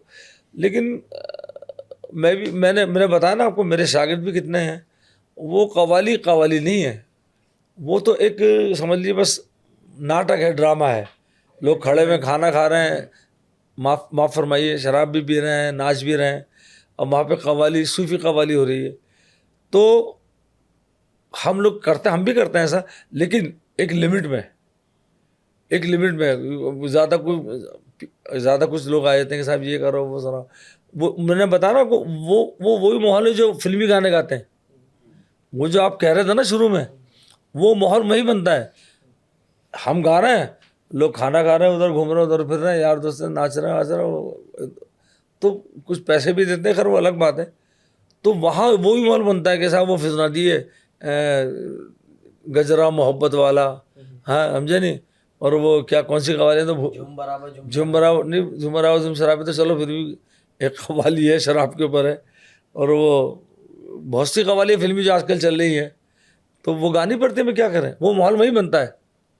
लेकिन हम ऐसे आर्टिस्ट हैं, मैं कभी भी शुरू में ये फिल्मी गाने में फिर शुरू में बिल्कुल सूफ़ी गाता हूँ, प्योर सूफ़ी। जैसे मैंने आपको बताया, छाप तिलक है, या कोई और कबीरदास का भजन है, हम गाते हैं, मन लागो मोरा यार फ़कीरी में। क्योंकि कबीरदास और हज़रत अमीर खुसरो, ये मैं आपको बता दूँ, ये दो हस्तियाँ ऐसी गुजरी हैं कि जिनकी कोई मिसाल नहीं मिलती दुनिया में, हज़रत अमीर खुसरो और कबीरदास। हालांकि हज़रत अमीर खुसरो कबीरदास से तकरीबन 100 साल पहले के आए, बाद में कबीर आए। लेकिन जब वो कबीर आया ना दुनिया में, तो लोगों ने कहा भाई खुसरो की और कबीर की जो सोच है वो एक है। हालांकि 100 साल पहले हज़रत अमीर खुसरो का ध्यान हो चुका था, उनके बाद कबीर आए। लेकिन कबीर ने तो हद ही कर दी। हज़रत अमीर खुसरो तो थे ही अपनी जगह, लेकिन कबीर दास को और खुसरो को लोग बहुत ज़्यादा पसंद करने लगे और सुनने लगे। हालांकि सूरदास भी थे, मीरा का भजन भी है, पंजाब के बाबा बुल्ले शाह हैं, सुल्तान भाव हैं, ये बुज़ुर्ग शायर हैं। मतलब ये शायर नहीं थे, ये सूफ़ी लोग थे। इनको इस दुनिया से कोई ताल्लुक़ नहीं था, वो उस दुनिया के लोग थे। वो जो भी कहते थे, जो वो कहता था वो अपने मुँह से कहते थे। आजकल तो लोग लिख लेते ना, अब हज़रत अमीर खुसरो को कितने कलाम ऐसे जो उन्होंने लिखे ही नहीं, लेकिन जो आसपास के लोग हैं वो उस ज़माने की जो भी ज़बान होती थी उसमें लिख लिया करते थे। तो कबीर दास और हज़रत अमीर खुसरो का हम शुरू में कोई ना कोई आइटम गाते हैं, 10-15 मिनट का मैंने बताया था आपको। और कबीर और हज़रत अमीर खुसरो के बारे में ये कहूँगा कि किसी शायर ने एक शेर कहा है हज़रत अमीर खुसरो कबीर के लिए कि एक सूरतिया की दो हैं मूर्तियाँ, एक सूरतिया की दो हैं मूर्तियाँ, एक है खुसरो एक कबीर। अरे इन दोनों की कोई मिसाल नहीं मिलती। तो और वाकई में चाहे कितने वो खाना खा रहे हों या नाच रहे हों, जब मैं कबीर का खुसरो का नाम लेता हूँ तो लोग एकदम थोड़ा सा क्या कहते हैं इंग्लिश में अटेंशन आ जाता है, एकदम वो हो जाते हैं भाई कबीर अटेंटिव हो गए। हाँ, कबीर का नाम आया, खुसरो का नाम आया। तो ये हम करते हैं, तो वो लोग खाना पीना करते हैं, वो अपनी एंजॉय करते हैं। अब असल में बात ये है ना कि कंपटीशन बहुत हो गया है। मैं जो आपके सामने बोल रहा हूँ ना कव्वाली के बारे में, तो अब मैं यहाँ तो कव्वाली के बारे में बोल रहा हूँ, लेकिन मुझसे ज़्यादा भी और भी कोई लोग इंटरव्यू दे रहे होंगे, वो अपनी भाषा में कुछ बोल रहे होंगे। लेकिन मैं जो कह रहा हूँ वो असल बात वही है। कव्वाली जो है सूफ़ी, उसका नाम ही रूहानियत है, आत्मा की शांति है, रूहानियत की रूह की ग़िज़ा है। जैसे मैंने आपसे कहा था ना, हज़रत ख्वाजा मोइनुद्दीन चिश्ती, वो उनकी रूह की ग़िज़ा थी, यानी आत्मा की ग़िज़ा थी। जब तक वो कव्वाली नहीं सुनते थे महफिल समा, जब तक वो भोजन नहीं करते थे। अब कहाँ है ऐसे लोग? अब ना वो गाने वाले मेरे ख्याल से, ना वो सुनने वाले। अब ज़माना बदल गया, 700 साल हो गए, जाहिर है। शराब का जिक्र आया और हम देखते हैं कि नुसरत फ़तेह अली खान साहब जो कव्वाली के मतलब क्या ही बोलें अरे उनको, भाई, बहुत तो बड़े, बहुत बड़ा उनकी कव्वाली के बीच में भी बहुत सुनने को मिलता है, हमें शराब का जिक्र भी सुनने को मिलता है, शेर भी सुनने को मिलते हैं। क्या यहाँ पर ये लकीर कहाँ से खींची जाए कि ये किस शराब की बात कर रहे हैं, या उसका मानी क्या है, या वो अलग हो जा रहा है? क्योंकि एक तरफ हराम कहा जा रहा है, दूसरी तरफ नुसरत साहब जैसा आर्टिस्ट भी वो गा दे रहा है और लोग झूम रहे हैं, लोग एंजॉय कर रहे हैं उसको भी। देखिए, कव्वाली जो है ना, सही मानों में बता दूँ, आजकल जो है कव्वाली एक दिलचस्पी का सामान बना लिया लोगों ने। अब यार किसी कव्वाल को बुला लो, मज़ा आएगा, ज़रा यार ये करेंगे। मैं उनको गलत नहीं कह रहा हूँ, अच्छी बात है, दिलचस्पी का सामान बना लिया है उसको। लेकिन नुसरत भाई, उस्ताद नुसरत फ़तेह अली खान साहब ने शराब के बारे में बड़ा खूबसूरत गाया है। और मैंने आपको बताया ना कि आर्टिस्ट क्या करेगा। अगर नुसरत भाई खाली अल्लाह अल्लाह गाते रहे तो लोग कहेंगे यार ये तो अपना राग अलापते रहते हैं और कुछ बोल नहीं रहे।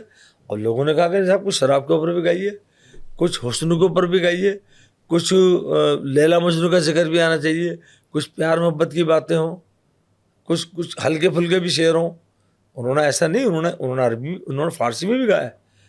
चश्मे मस्ते आ जाबे, जुल्फ़ दराज़े आ जाबे, हज़रत अमीर खुसरो का कलाम पर्शियन में ये भी गाया उन्होंने। नवीदा नमचे मंजिल बूत शब जाए कि मनबूदम, हज़रत अमीर खुसरो का कलाम। ऐसी बात नहीं है, लेकिन आर्टिस्ट की मजबूरी है। ये इतने पॉपुलर नहीं हुए जिनका आप जिक्र कर रहे हैं, नहीं, लेकिन तुलनात्मक रूप से, लेकिन जो लोग जानते हैं ना, जो सुनने वाले हैं वो सुनते हैं। काली काली जुल्फ़ों के बंदे ने डालो, अब इसका कव्वाली को ताल्लुक़ ही नहीं है। मैं भी गाता हूँ, मैं अपना को पहले ये नहीं कहूँगा मैं वो बिल्कुल सेफ हूँ। वो तो आपने बता ही दिया कि आप खुद परफॉर्म कर ही रहे हैं। और उनको काफ़ी कव्वाल फॉलो भी करते हैं, हम भी करते हैं फॉलो, ऐसी बात नहीं। कई आइटम ऐसे जो हम नुसरत भाई के गाते हैं, खान साहब के। लेकिन वो हम लोगों की बड़ी इज्जत करते थे वो जब भी आते थे दरगाह शरीफ में, क्योंकि वो जानते हैं कि भाई हम लोग ख़ानदानी लोग हैं और हमारे यहाँ असल में कव्वाली जो है वो हमारे ही बुज़ुर्गों से चली है, हज़रत ख्वाजा गरीब नवाज़ के ज़माने से। तो क्या सवाल था आपका? यही कि शराब का जिक्र एक तरफ आता है और दूसरी तरफ देखते हैं कि वो हराम है और वो। हाँ, देखिए शराब तो खैर हराम है ही, लेकिन ये है कि वो शराब के मुतालिक अगर मैं नहीं गाऊंगा या नुसरत भाई नहीं गाएंगे या कोई भी कव्वाल नहीं गाएगा तो नेक्स्ट दूसरा प्रॉब्लम उसको मिलेगा नहीं। क्योंकि महफिल में तो हर मिजाज का आदमी है ना, शराब पीने वाला भी है और सूफी रज़म सुनने वाला भी है, क्लासिकल भी सुनने वाला होता है, गज़ल भी सुनता है, भजन भी सुनते हैं। मैंने ऐसे भी हुआ है, भजन भी सुनते लोग, कि लोग ऐसे के साहब मीरा का भजन सुनाइए, या शिरडी वाले साईं बाबा को कोई गाना कव्वाली वो भी सुनाइए, हम सुनाते हैं। और उसी महफिल में एक आदमी आता है, साहब वो सुनाइए काली काली जुल्फों के बंधन डालो।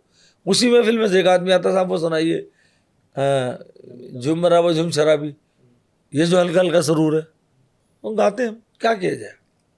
तो हमारे हिंदुस्तान में तो आपको पता है कि हमारा आज़ाद मुल्क है, हर मिजाज का आदमी है। सही बात है। तो महफिल, तो वो तो महफिल में भी ये होता है। तो एक शेर भी है, अगर मैं गलत नहीं हूँ तो, कि फनकार की ज़िंदगी के अजीब फसाने हैं, तीर भी चलाने हैं परिंदे भी बचाने हैं। तो भाई, और मुझे आपके शेर पे शेर याद है कि अब मेरी मजबूरी बता रहा हूँ मैं, लेकिन हम चाहते ही है कि सूफी रहे जी हालांकि हिंदुस्तान में बहुत अच्छे अच्छे लोग सुनने वाले। बिल्कुल बिल्कुल। मुझे एक शेर याद है कि सुना सुना के तेरे इश्क के फसाने को, सुना सुना के तेरे इश्क के फसाने को, लगा रहा हूँ तेरी राह पे ज़माने को। क्या बात है। अब हम शुरू में तो भगवान का, ईश्वर का, अल्लाह का नाम लेते हैं, तो सुना सुना के तेरे इश्क के फसाने को, लेकिन उसके बाद में भी लोग कहते हैं तो ठीक है भाई, क्योंकि पेड़ भी पालना है ना अपना। अगर मैं सिर्फ पर्शियन लेके बैठ जाऊँ, या मैं सिर्फ संस्कृत लेके बैठ जाऊँ, हिंदी लेके बैठ जाऊँ, तो लोग कहेंगे यार ये तो कोई बात नहीं, अपने ये अपने अपना राग आलाप रहे हैं, हमारे तो सुना ही नहीं रहे। तो इसलिए उनका भी ख्याल रखना पड़ता है।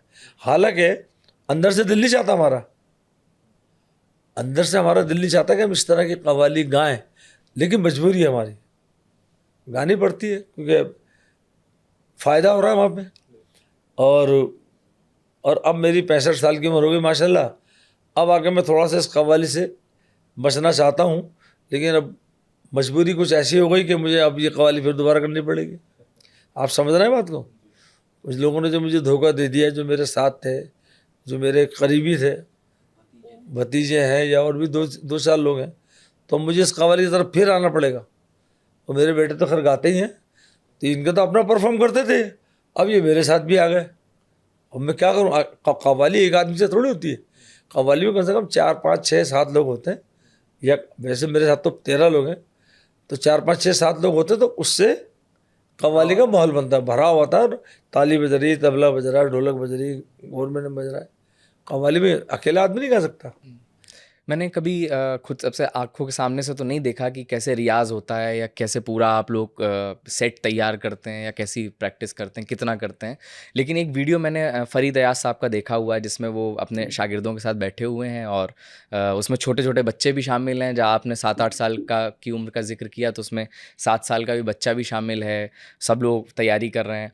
तो ये क्या, कैसे आप तैयार करते हैं टीम को, कि उसमें ताली का क्या इस्तेमाल है, हम देखते हैं, मतलब वो समझ नहीं आता कि भाई ये क्या है, ये क्या पनप क्या रहा है इससे, और क्या रियाज करते हैं, कैसा दिन होता है आपका। देखिए, रियाज और प्रैक्टिस और साधना तो बहुत ज़रूरी है। तो मैं अपने, जैसे मैंने बताया कि पहले मैं इनको लेके बैठा था, अपने भतीजे की छोटे छोटे थे, ये 7 8 8 9 साल 10 10 साल के ऐसे थे, तो उनको लेके बैठा, उनको सिखाया मैंने। और मेरे शागिर्द भी हैं, और आज भी मैं सिखाता हूँ, मैं गाता हूँ। जिनकी आपने बात करी फरीदा, वो मेरे भाई हैं, बड़े भाई हैं, इस वक्त बड़े अच्छे फनकार हैं। आप लोग मिले? हाँ, अरे मेरे घर पे रह के जाते हैं जब भी आते हैं वो। अच्छा। हाँ, अच्छा। मेरा उनसे बहुत हंसी मजाक भी है, खैर वो, लेकिन वो बड़े हैं, सीनियर हैं। तो हम लोग बाकायदा रियाज करते हैं, प्रैक्टिस करते हैं। ऐसा नहीं है, अब मेरी 65 साल की उम्र है, 64 साल की उम्र, मैं आज भी रियाज करता हूँ। हालांकि वो नहीं करता मैं 8-10 घंटे का, लेकिन 3 घंटे का 4 घंटे का रियाज तो मैं कर ही लेता हूँ। अच्छा। कम से कम आज भी कभी प्रोग्राम होता है, बिजी होता है तो वो बात अलग है, वरना जब मैं फ्री होता हूँ तो मैं कम से कम 4 घंटे का 3 घंटे का बाजा लेके अपने ऊपर कमरे में आके बैठ जाता हूँ। ये लोग भी करते हैं, मेरे साथ बैठते हैं, तो उनको बताना पड़ता है कि भाई असल में कव्वाली में जो है ना, सुर और लय तो खैर है ही, मालूमात राग रागने की होनी चाहिए, लेकिन जो तलफ़ुज़ है ना, जो हम बोल रहे हैं, जो लफ्ज़ हम बोल रहे हैं, उसकी अदायगी, उसका तलफ़ुज़ का एक एक जो मिसरा, जो लफ्ज़ है ना, वो निकलना चाहिए। जैसे कि कुछ लफ्ज़ ऐसे हैं, चो सगम गमीना सगान तो वज़ जुमला बे कदरम भले, बदरस के जुस दरे पाक तो बदरे दिगर गुजरे न शुद्ध। अब ये अरबी फारसी का लफ्ज़ है, लेकिन बड़ा खूबसूरत लफ्ज़ है जब कव्वाली में हम गाते हैं। तो अब बदर है कि अब ये लफ्ज़ है ना, इसको बताना पड़ता है, ऐसे नहीं ऐसे। जैसे वो है, मैंने आपको बताया कि वो खबरम रसीद इमशब, हज़रत अमीर खुसरो का कलाम है अरबी फ़ारसी का। खबरम रसीद इमशब के निगार खाई आमद, सरमन फ़िदाए राह के सवार खाई आमद। अब इसमें आप देखिए, आप तो माशाल्लाह समझते हैं कि इसमें जो लफ्ज़ है ना, जो है लफ्ज़ वही निकल रहा है। और कई लोग कहते हैं वो खुदा ने, लफ्ज़ खुदा वो खुदा बोल रहे हैं, वो रोशनी को रोशनी बोल रहे हैं। तो वो चीज़ कव्वाली में तो अखर जाती है। हाँ, वो अच्छा नहीं लगता सुनने वाले को भी और गाना। तो वो चीज़ हम बताते हैं अपने शागिर्दों को, और अपने हमारे साथ जो गाती है टीम, उनको बताते हैं। वो ज़रूरी है। तो रियाज तो ज़रूरी है। हम रियाज करते हैं, प्रैक्टिस करते हैं और कोशिश करते हैं कि नई नई चीज़ें, नए नए आइटम हम बनाएं। और हमारी बहुत सी कंपोजिशन है जो मेरी अपनी है, जैसे मैंने आपको शुरू में गज़ल सुनाई थी, उसको मैं अपने कंपोजिशन में गाता हूँ। और हमारे कुछ आइटम बहुत मशहूर हैं जो मेरे कैसेट भी हैं, बहुत गरीब नवाज़ की शान में जो मेरा आइटम है, ख्वाजा के टुकड़ों पे होता है अपना गुज़र। हसन निज़ामुद्दीन की शान में मैंने आइटम है जो मैंने उनकी शान में गाया है, मेरे मालिक निज़ामुद्दीन। तो ये मेरा अपना आइटम है, तो वो भी गाता हूँ। फरीद साहब का जिक्र आया तो मैं हमेशा एक चीज़ सोचता हूँ कि हमारे यहाँ के जो आर्टिस्ट हैं, जो पाकिस्तान के आर्टिस्ट हैं, मतलब मैं बहुत सारे लोगों को जानता हूँ जो फरीद अयाज साहब को बहुत ज़्यादा पसंद करते हाँ, हैं। मुझे है ना? पता है। उनके साथ अबू मोहम्मद साहब रहते हैं। हाँ, उनके छोटे भाई हैं। जी जी जी। तो जब हम ये देखते हैं तो बड़ी इच्छा होती है कि यार इनको सामने से सुना जाए, हिंदुस्तान में आए लोग, परफॉर्म करें आकर के। तो फिर जब आप आज के दौर में हम जब देख रहे हैं कि ये नहीं पॉसिबल हो पा रहा है कि वो आ पाएँ, तो क्या आपको लगता है कि ये दायरा जो बंध जाना, आप कहीं और नहीं जा पा रहे या वो लोग यहाँ नहीं आ पा रहे हैं, ये क्या जो लोग सुनने वाले हैं, जो इस राजनीति के परे लोग हैं, उनको ये किसी तरीके से इम्पैक्ट करता है, या ये कैसे आर्ट को क्या किसी तरह से नुकसान पहुंचाता है? देखिए, संगीत का तो कोई मज़हब या कोई वो होता नहीं, कोई उसकी वो नहीं। संगीत तो वहाँ हो यहाँ हो, संगीत का तो एक ही मैसेज है कि सब मिलजुल के रहते हैं। और गाना बजाना जो है वो जो पाकिस्तान में है वो भी हिंदुस्तान की देन है।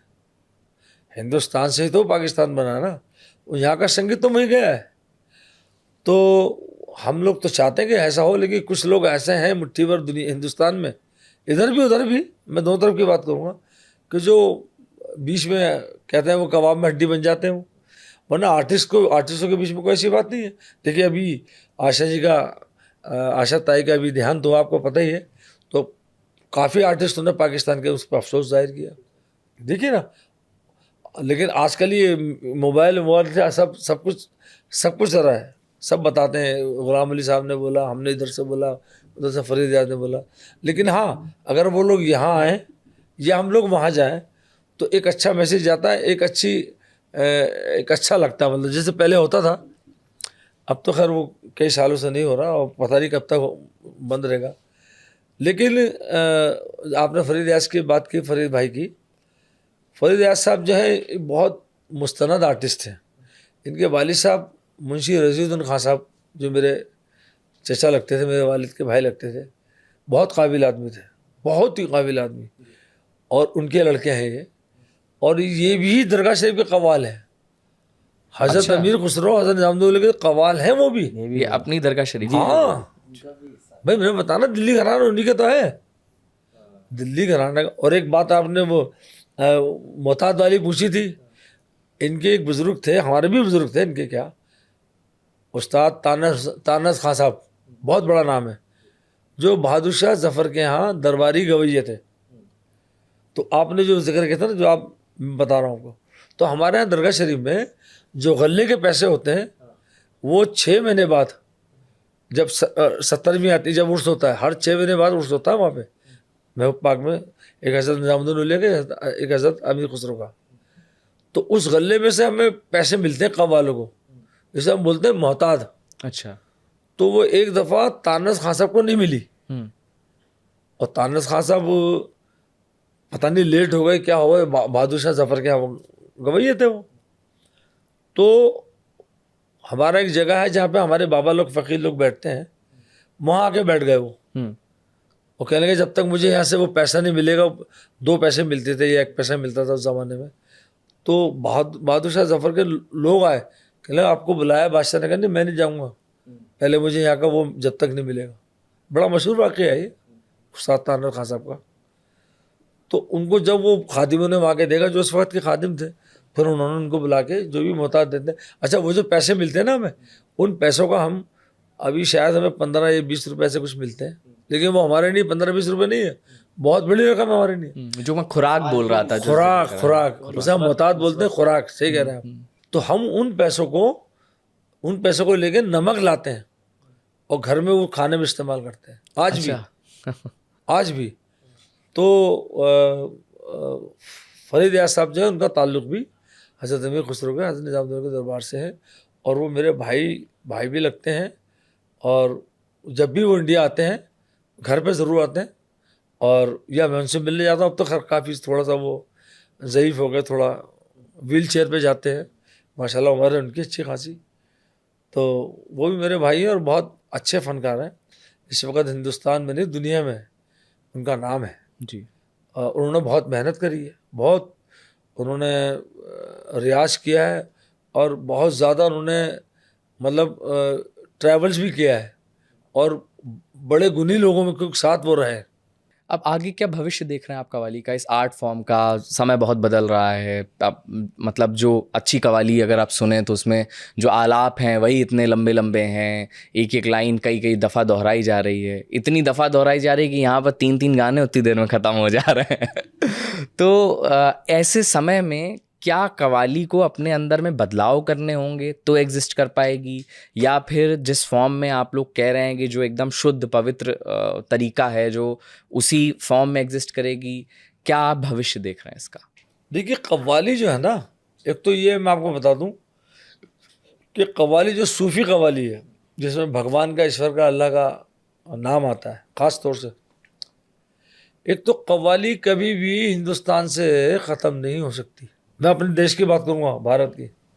उसकी वजह क्या है कि जब तक खानकाहें, दरगाहें हैं जी, जब तक दरगाहें हैं यहाँ पे, जब तक कव्वाली ख़त्म नहीं होगी। अगर बड़े बड़े फेस्टिवल ना हो, बड़े बड़ी फिल्मों में गाना ना आए, कव्वाली ना आए, या बड़े बड़े प्रोग्राम ना हो जो होते हैं, मतलब वो ना हो कोई बात नहीं, लेकिन दरगाह अगर है, खानकाह हैं, तो वहाँ कव्वाली कभी भी ख़त्म नहीं होगी, वो होती रहेगी। अब हम जब हज़रत निज़ामुद्दौला के दरबार में गाते हैं, एक तो वो गाना नहीं है हमारा या कोई परफॉर्म नहीं है, वो हमारी होती है हाज़िरी। आपको मैं बताऊं कि जब हम वहाँ बैठ के गाते हैं ना, जो हमने रॉकस्टार फिल्म में जहाँ गाया बैठ के, तो आप यकीन करें कि वो गाना हमारे लिए सबसे बड़ी गाना होता है वो, क्योंकि वो सामने हज़रत निज़ामुद्दौला का दरबार होता है हमारी आंखों के साथ, और हमारे पीछे हज़रत अमीर खुसरो का दरबार है। आप तो गए होंगे जी बिल्कुल। वो बीच में जो जगह है वो वहाँ हम बैठ के गाते हैं।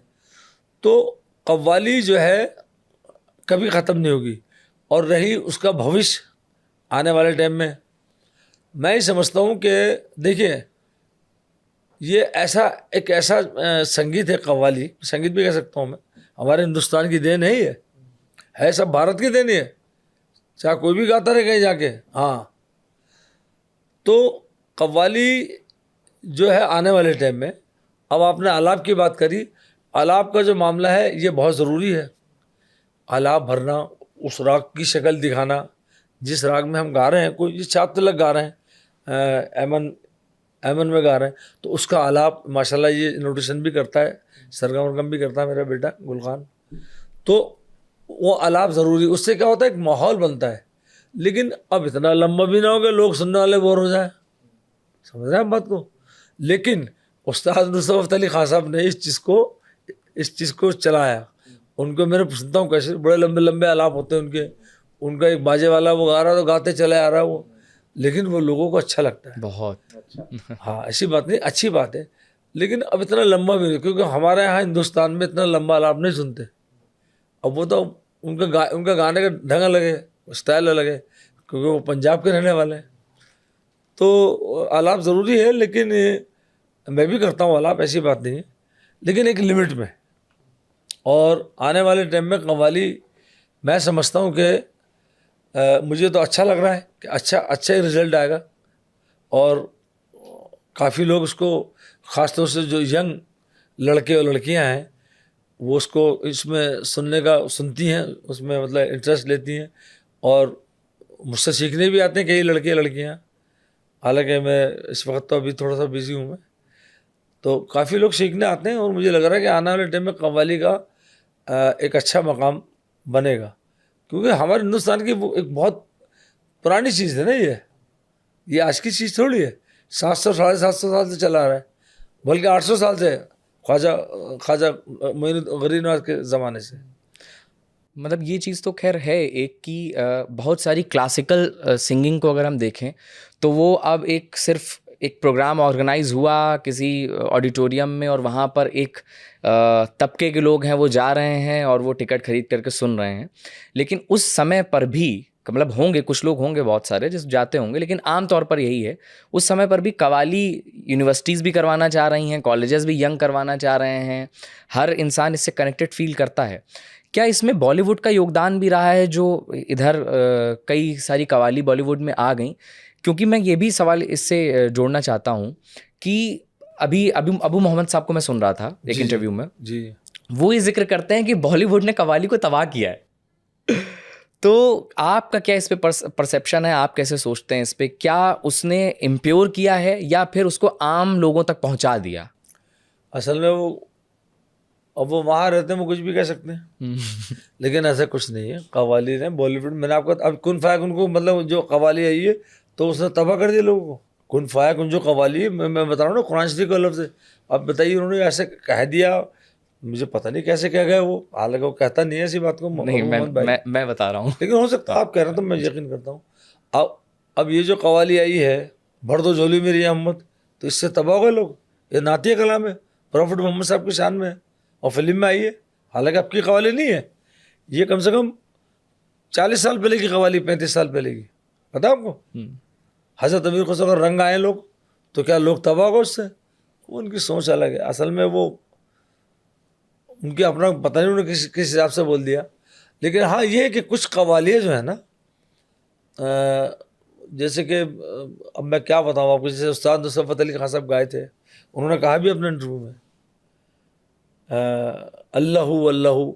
अब यहाँ के किसी डायरेक्टर ने पता नहीं क्या कि I love you I love you I love you कर दिया, तो उस पर नुसरत भाई को भी एतराज़ था जी। तो ये चीज़ गलत है। या ना तो कारमा की तलाश है, बहुत खूबसूरत कव्वाली है, बहुत खूबसूरत।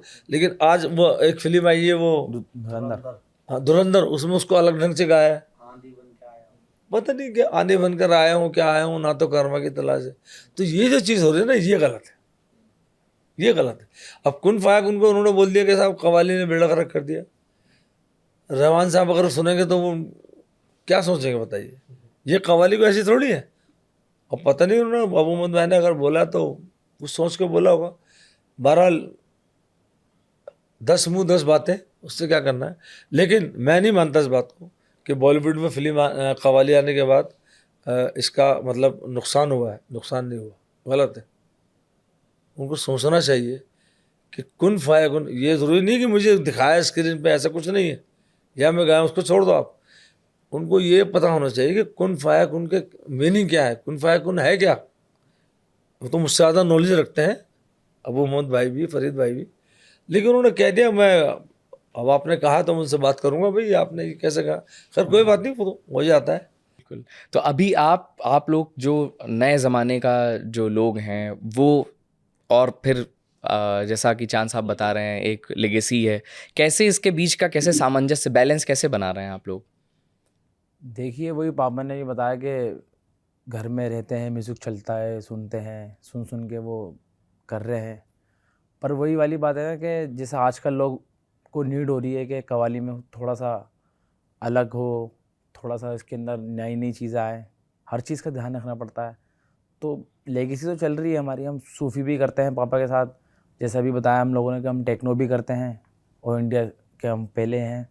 तो हर चीज़ को मद्देनज़र करके हम सब चीज़ें कर रहे हैं साथ में मिलकर। ये हमारे भाई गुलखान भाई जो हमारी ग्रुप के एकदम लीड सिंगर हैं, आप कभी सुनना, पापा के साथ तो ये करते हैं। इनकी ऑडिशन वगैरह काफ़ी मतलब करते हैं शेरो शायरी।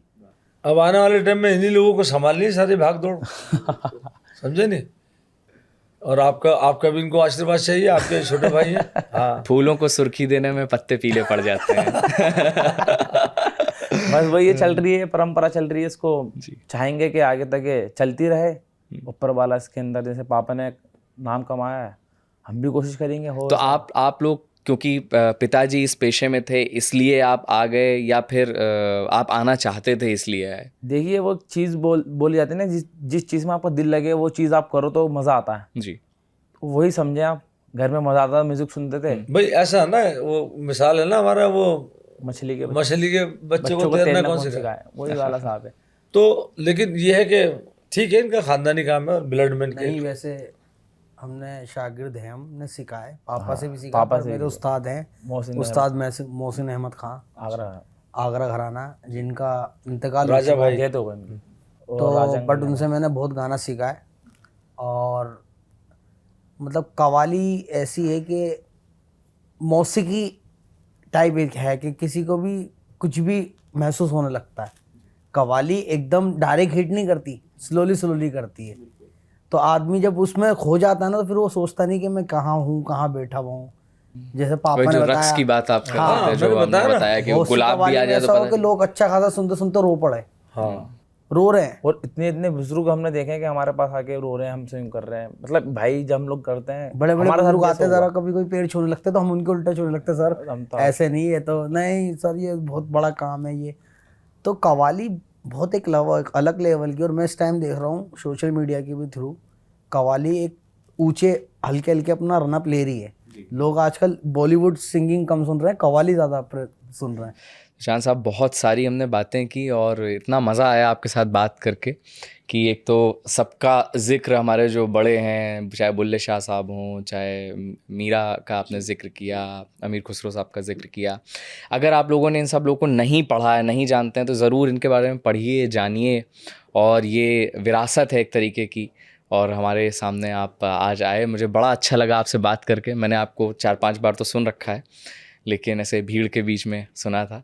तो आखिर में अगर आप कुछ अपने पसंद का, और एक अगर आप मेरे बने की बात ना पूछो आपको पता, तो वो अगर आप सुना दें, आजकल मैं वो सुन रहा हूँ, तो मैं बड़ा शुक्रगुजार रहूँगा। सुनते होंगे आप? हाँ। एक बात मैं आपको बताना चाहूँगा कि नुसरत फ़तेह अली खान साहब हों या फरीद भाई हों जी, या और भी कोई आर्टिस्ट हों, अब्दुल्ला नियाज़ी भी हमारे कवाल हैं। अब्दुल्ला बहुत बड़े आर्टिस्ट हैं पाकिस्तान में, बहुत ज़बरदस्त आर्टिस्ट हैं। तो मतलब ये है कि ये जितना भी कलाम गाते ना ये लोग, सब हिंदुस्तान का है। आपने जो मेरे बने की बात पूछी है, आपको पता है किसका कलाम है? किसका है? ये कामिल हैदराबादी कामिल थे, है, हाँ। उनका कलाम है। और कहाँ के? वो हिंदुस्तान के। तो नुसरत भाई ने भी 80% नहीं बल्कि 90% कलाम हिंदुस्तान के ही शायर को गाया है। लेकिन उनके नाम से मशहूर हो गया, तो ठीक है।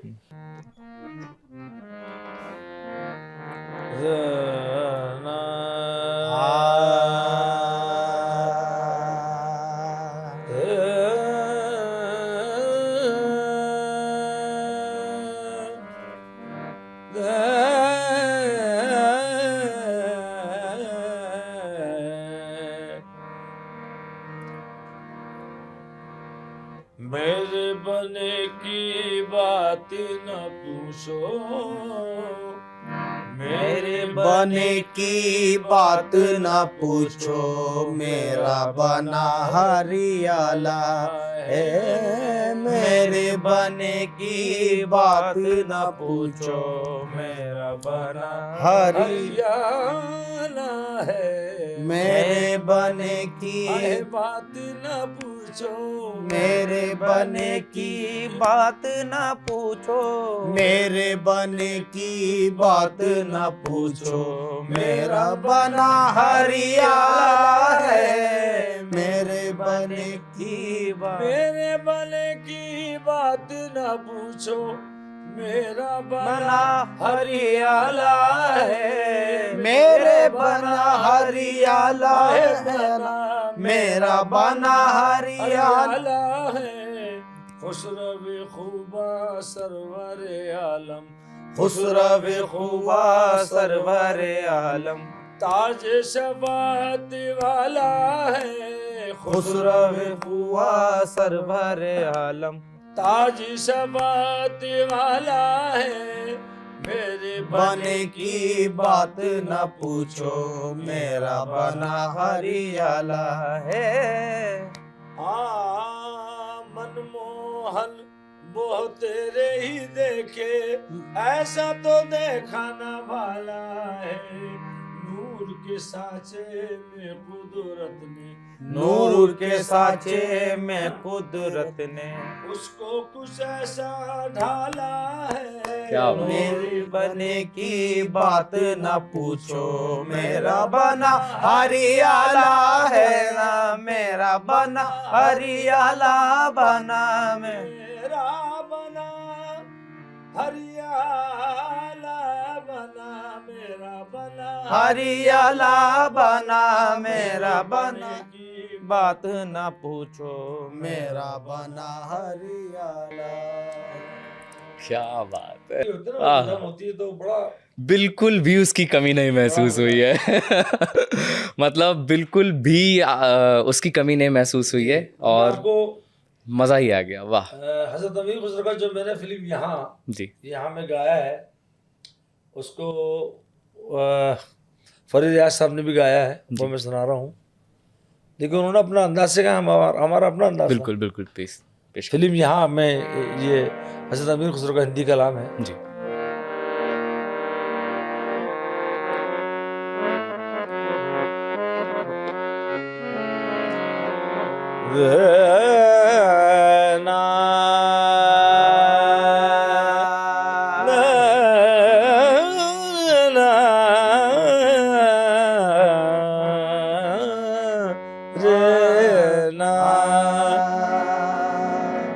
कागा सब तलिखाइयो सो चुन चुन खइयो कागा सब तन खाइयो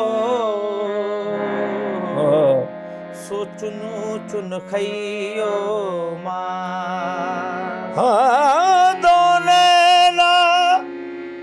दो नैना मत खाइयो मोहे पिया मिलन की आस। कहूँ कैसे सकी मोहे लाज लगे, कहूँ कैसे सकी। फिल्म यहाँ में है ये, मोहे लाज लगे मोहे पी की नजरिया मार गई, कहूँ कैसे सकी मोहे लाज लगे, कहूँ कैसे सकी मोहे लाज लगे।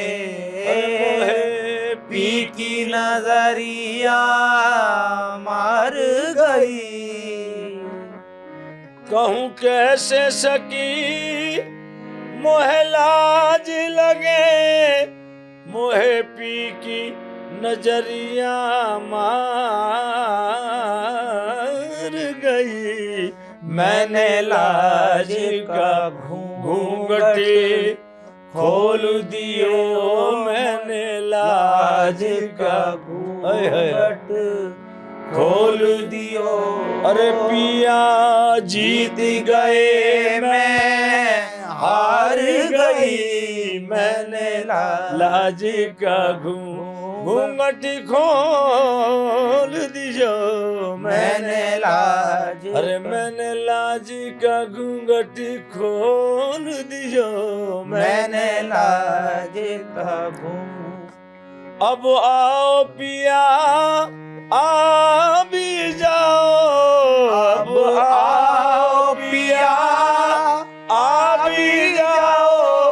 अरे सुंदर मुखड़ा दिखला जाओ, मोरा सब कुछ तुम ही तो हो सजना, मोरा कुछ तुम ही तो हो सजना। मैं तो सब कुछ अपना वार गई कहूँ कैसे सखी। अरे मोहे लाज लगे कहूँ कैसे अरे मोहे लाज लगे कहूँ।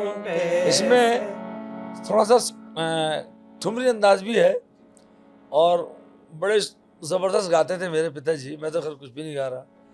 कहूँ कैसे सकी अरे मोहला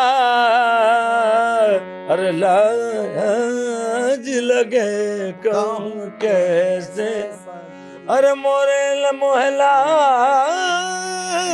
जी लगे कहूँ कैसे सकी अरे मोहला जी लगे कहूँ कैसे। इसको अलग अलग ढंग से बोलने में बहुत ही बड़े सुनने वाले होते तो बड़ा अच्छा लगता है। बहुत ही अच्छा लगा। शुक्रिया शुक्रिया। ये तो देखिए ये सब सुनने के लिए आपको बैठे हैं। ये चीज़ें ऐसी हैं, आप यकीन माने कि जब हम गाते हैं ना दरगाह शरीफ में, जी जी, तो हमारी आंखों से भी आंसू आ जाते हैं, क्योंकि ये इसमें रूहानियत है। बिल्कुल। इसमें कोई पैसे का लालच या कुछ नहीं कि यार कोई हमें कुछ दे, कुछ नहीं। लेकिन ये सब जब होता है कि जब हम दरबार के सामने गाते हैं, महफिलों में भी ऐसा हो जाता है कई दफ़ा। बिल्कुल सही बात है, अच्छी महफिल है अगर तो बिल्कुल। चांदनी सामी साहब बहुत बहुत शुक्रिया, आपने बहुत बहुत शुक्रिया आपका, बहुत बहुत मेहरबानी। दिन बना दिया और इसके बाद निकलने में अभी से आप तो चले जाएंगे हमें वक्त लगेगा। आप हमें बुलाते रहेंगे, हम आते रहेंगे। बिल्कुल। और कभी कोई मौका हो तो कोई प्रोग्राम कर रखवाएं आप। बिल्कुल बिल्कुल। और लेकिन आपके मिजाज के लोग हों तो अच्छा है। बिल्कुल रहेंगे। ऐसा ना हो कि हम गाएं वो लोग खाना खा रहे हैं, ऐसा ना हो। नहीं बिल्कुल। अगर आपसे किसी को कार्यक्रम करवाना है, प्रोग्राम करवाना है, तो क्या सही तरीका है आप तक पहुंचने का? हाँ, वो उस वक्त जब जैसे पोजीशन होती है हम बता देते हैं। तरीका क्या है? हमारा मोबाइल नंबर है। यही चीज मैं आपको बताना बताएगा चाहता हूं। पापा वो एक्सप्लेन नहीं कर पाएंगे। बहुत चीजें ऐसी हुई पापा के साथ, जैसे आप भी बताया पापा ने कि लोग रॉकस्टार के बाद से बहुत लोग मिले पापा को कि हम आपको ये करेंगे वो करेंगे। पापा सबकी बातों में आए। पापा ने बोला जो हो रहा है चलो। उन्होंने सिर्फ काम पे फोकस करा। तो यही हुआ, पापा ने कभी ध्यान नहीं दिया किसी चीज़ पे कि क्या होगा क्या नहीं होगा। मतलब होता है इंसान, एक इंसानियत होती है कि यार सब चलें, सब मिल के चलें, काम करें, आगे बढ़ें और जो भी हो रहा है हो जाएगा। तो वो जो फ्रॉड हुआ पापा के साथ, पापा के बाद लोग पापा को चाहते थे मिलना, लोगों ने वो कहा नहीं वो नहीं मिल पाएंगे, हम मिल लेंगे उनकी जगह, हम करेंगे। लोगों ने फ़ायदा उठाया, जैसे कि आप नहीं मुझे लोगों ने क्या, मेरे अपनों ने ही मतलब समझ गया सारी बातें, आप सब समझ रहे हैं। नहीं खुल के बताइए आप। हाँ, तो अब ये है कि पापा का कोई ऑफिशियली कोई मैनेज नहीं कर रहा। जो भी पापा का सब देख रहा हूँ, मैं देख रहा हूँ अभी तक, तो इसलिए हम देख रहे हैं। क्योंकि एक बार जब इंसान का भरोसा टूट जाता है तो हर किसी का भरोसा नहीं आता। वही हिसाब हम लोगों का भी है। तो अभी सब पापा का मैं ही मैनेज कर रहा हूँ। मैं ही अभी आईडीज़ वगैरह पापा की बनाई है निज़ामी बंधु के नाम से। चांद निज़ामी भी उस पर लिखा हुआ अलग से, अपनी पहचान है। और हमारा निज़ामी बंधु उससे ही है। तो वही है कि कार्यक्रम किसी को कराना है कि इंस्टाग्राम के थ्रू वहाँ पर जाएँ। गूगल पे भी सब चीज़ें अभी धीरे धीरे सब आ रही हैं, एक्सप्लेन हो रही है। बट ये कि आपके पॉडकास्ट से एक ही बात बोलूँगा कि प्लीज़ सब लोग अवेयर रहें। चांद निज़ामी जी से अगर मिलना है या कुछ भी है तो वो हम लोग ही हैं, उनके बेटे हम लोग ही हैं। क्योंकि लोगों को ये तक नहीं पता था कि चांद निज़ामी जी के बेटे कौन है। ये सब चीज़ें भी हम लोगों ने बताई है। वही वाली बात है ना, पापा ने कभी सोचा कि यार ठीक है जो हो रहा सो हो रहा है। पर थोड़ा थोड़ा जब दुनिया जब आगे बढ़ती है, सब चीज़ों के साथ ढलना पड़ता है। सोशल मीडिया पे ध्यान नहीं दिया, आप थोड़ा इसको प्रिपेयर कर रहे हैं। कुछ लोग जैसे आप जैसे भाई मिल रहे हैं और लोग मिल रहे हैं। जितने दुश्मन हमारी जान के हैं उसमें तो आधे खानदान के हैं। ये हो रहा है। तो चलिए, तो जिंदगी ये होता रहता है। जमाली साहब का एक शेर मुझे आपकी बात से याद आ गया। किसका? जमाली साहब का एक शेर है। अच्छा। कि उल्टे सीधे सपने पाले बैठे हैं, उल्टे सीधे सपने पाले बैठे हैं, सब पानी में कांटा डाले बैठे हैं। वाह। कल एक बीमार वसीयत करने वाला है, रिश्ते नाते जीभ निकाले बैठे हैं। क्या तो खैर इसी नोट पे आज की बातचीत को अभी यहीं हम स्थगित करते हैं। फिर कभी आपसे मुलाकात होगी तो ज़रूर हम ढेर सारी बातें करेंगे। बहुत शुक्रिया। बहुत शुक्रिया, आपको भी बहुत बहुत मेहरबानी। कुछ आपकी तरफ से कुछ सुने? रंग तो मैंने बताया आपको बजरंगी भाईजान में। हाँ, तो वही सुना दीजिए। मैं रंग सुना देता हूँ, हजरत अमीर खुसरो का रंग। ठीक। उसमें असल में हुआ क्या है, जो फिल्म की स्टार्टिंग है ना, जब बजरंगी भाईजान की वो चल रही थी लमरिंग वगैरह, जी। उसमें दिखाई वो कव्वाली। अच्छा। मैं सुना देता हूँ जी आपको। बिल्कुल।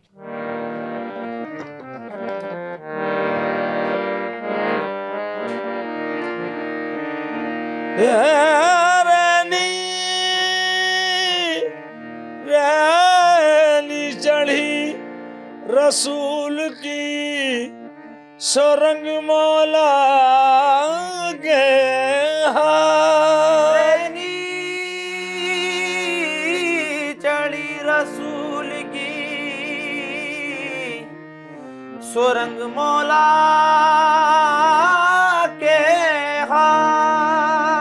जिसके कपड़े रंग दियो सुधन धनवा के भाग, आज रंग है ए माँ रंग है री, आज रंग है ए माँ रंग है री, मेरे महबूब के घर रंग है सकीरी में, मेरे महबूब के घर रंग है सकीरी, मेरे महबूब के घर रंग है री, आज रंग है माँ रंग है री, आहे मोहे पीर पायो निजामुद्दीन औलिया, मोहे पीर पायो मोहे पीर पायो, मोहे पीर पायो निजामुद्दीन औलिया, निजामुद्दीन औलिया, निजामुद्दीन औलिया, जब देखो मोहे संग है ए माँ रंग है री, आज रंग है ए माँ रंग है री, आज रंग है।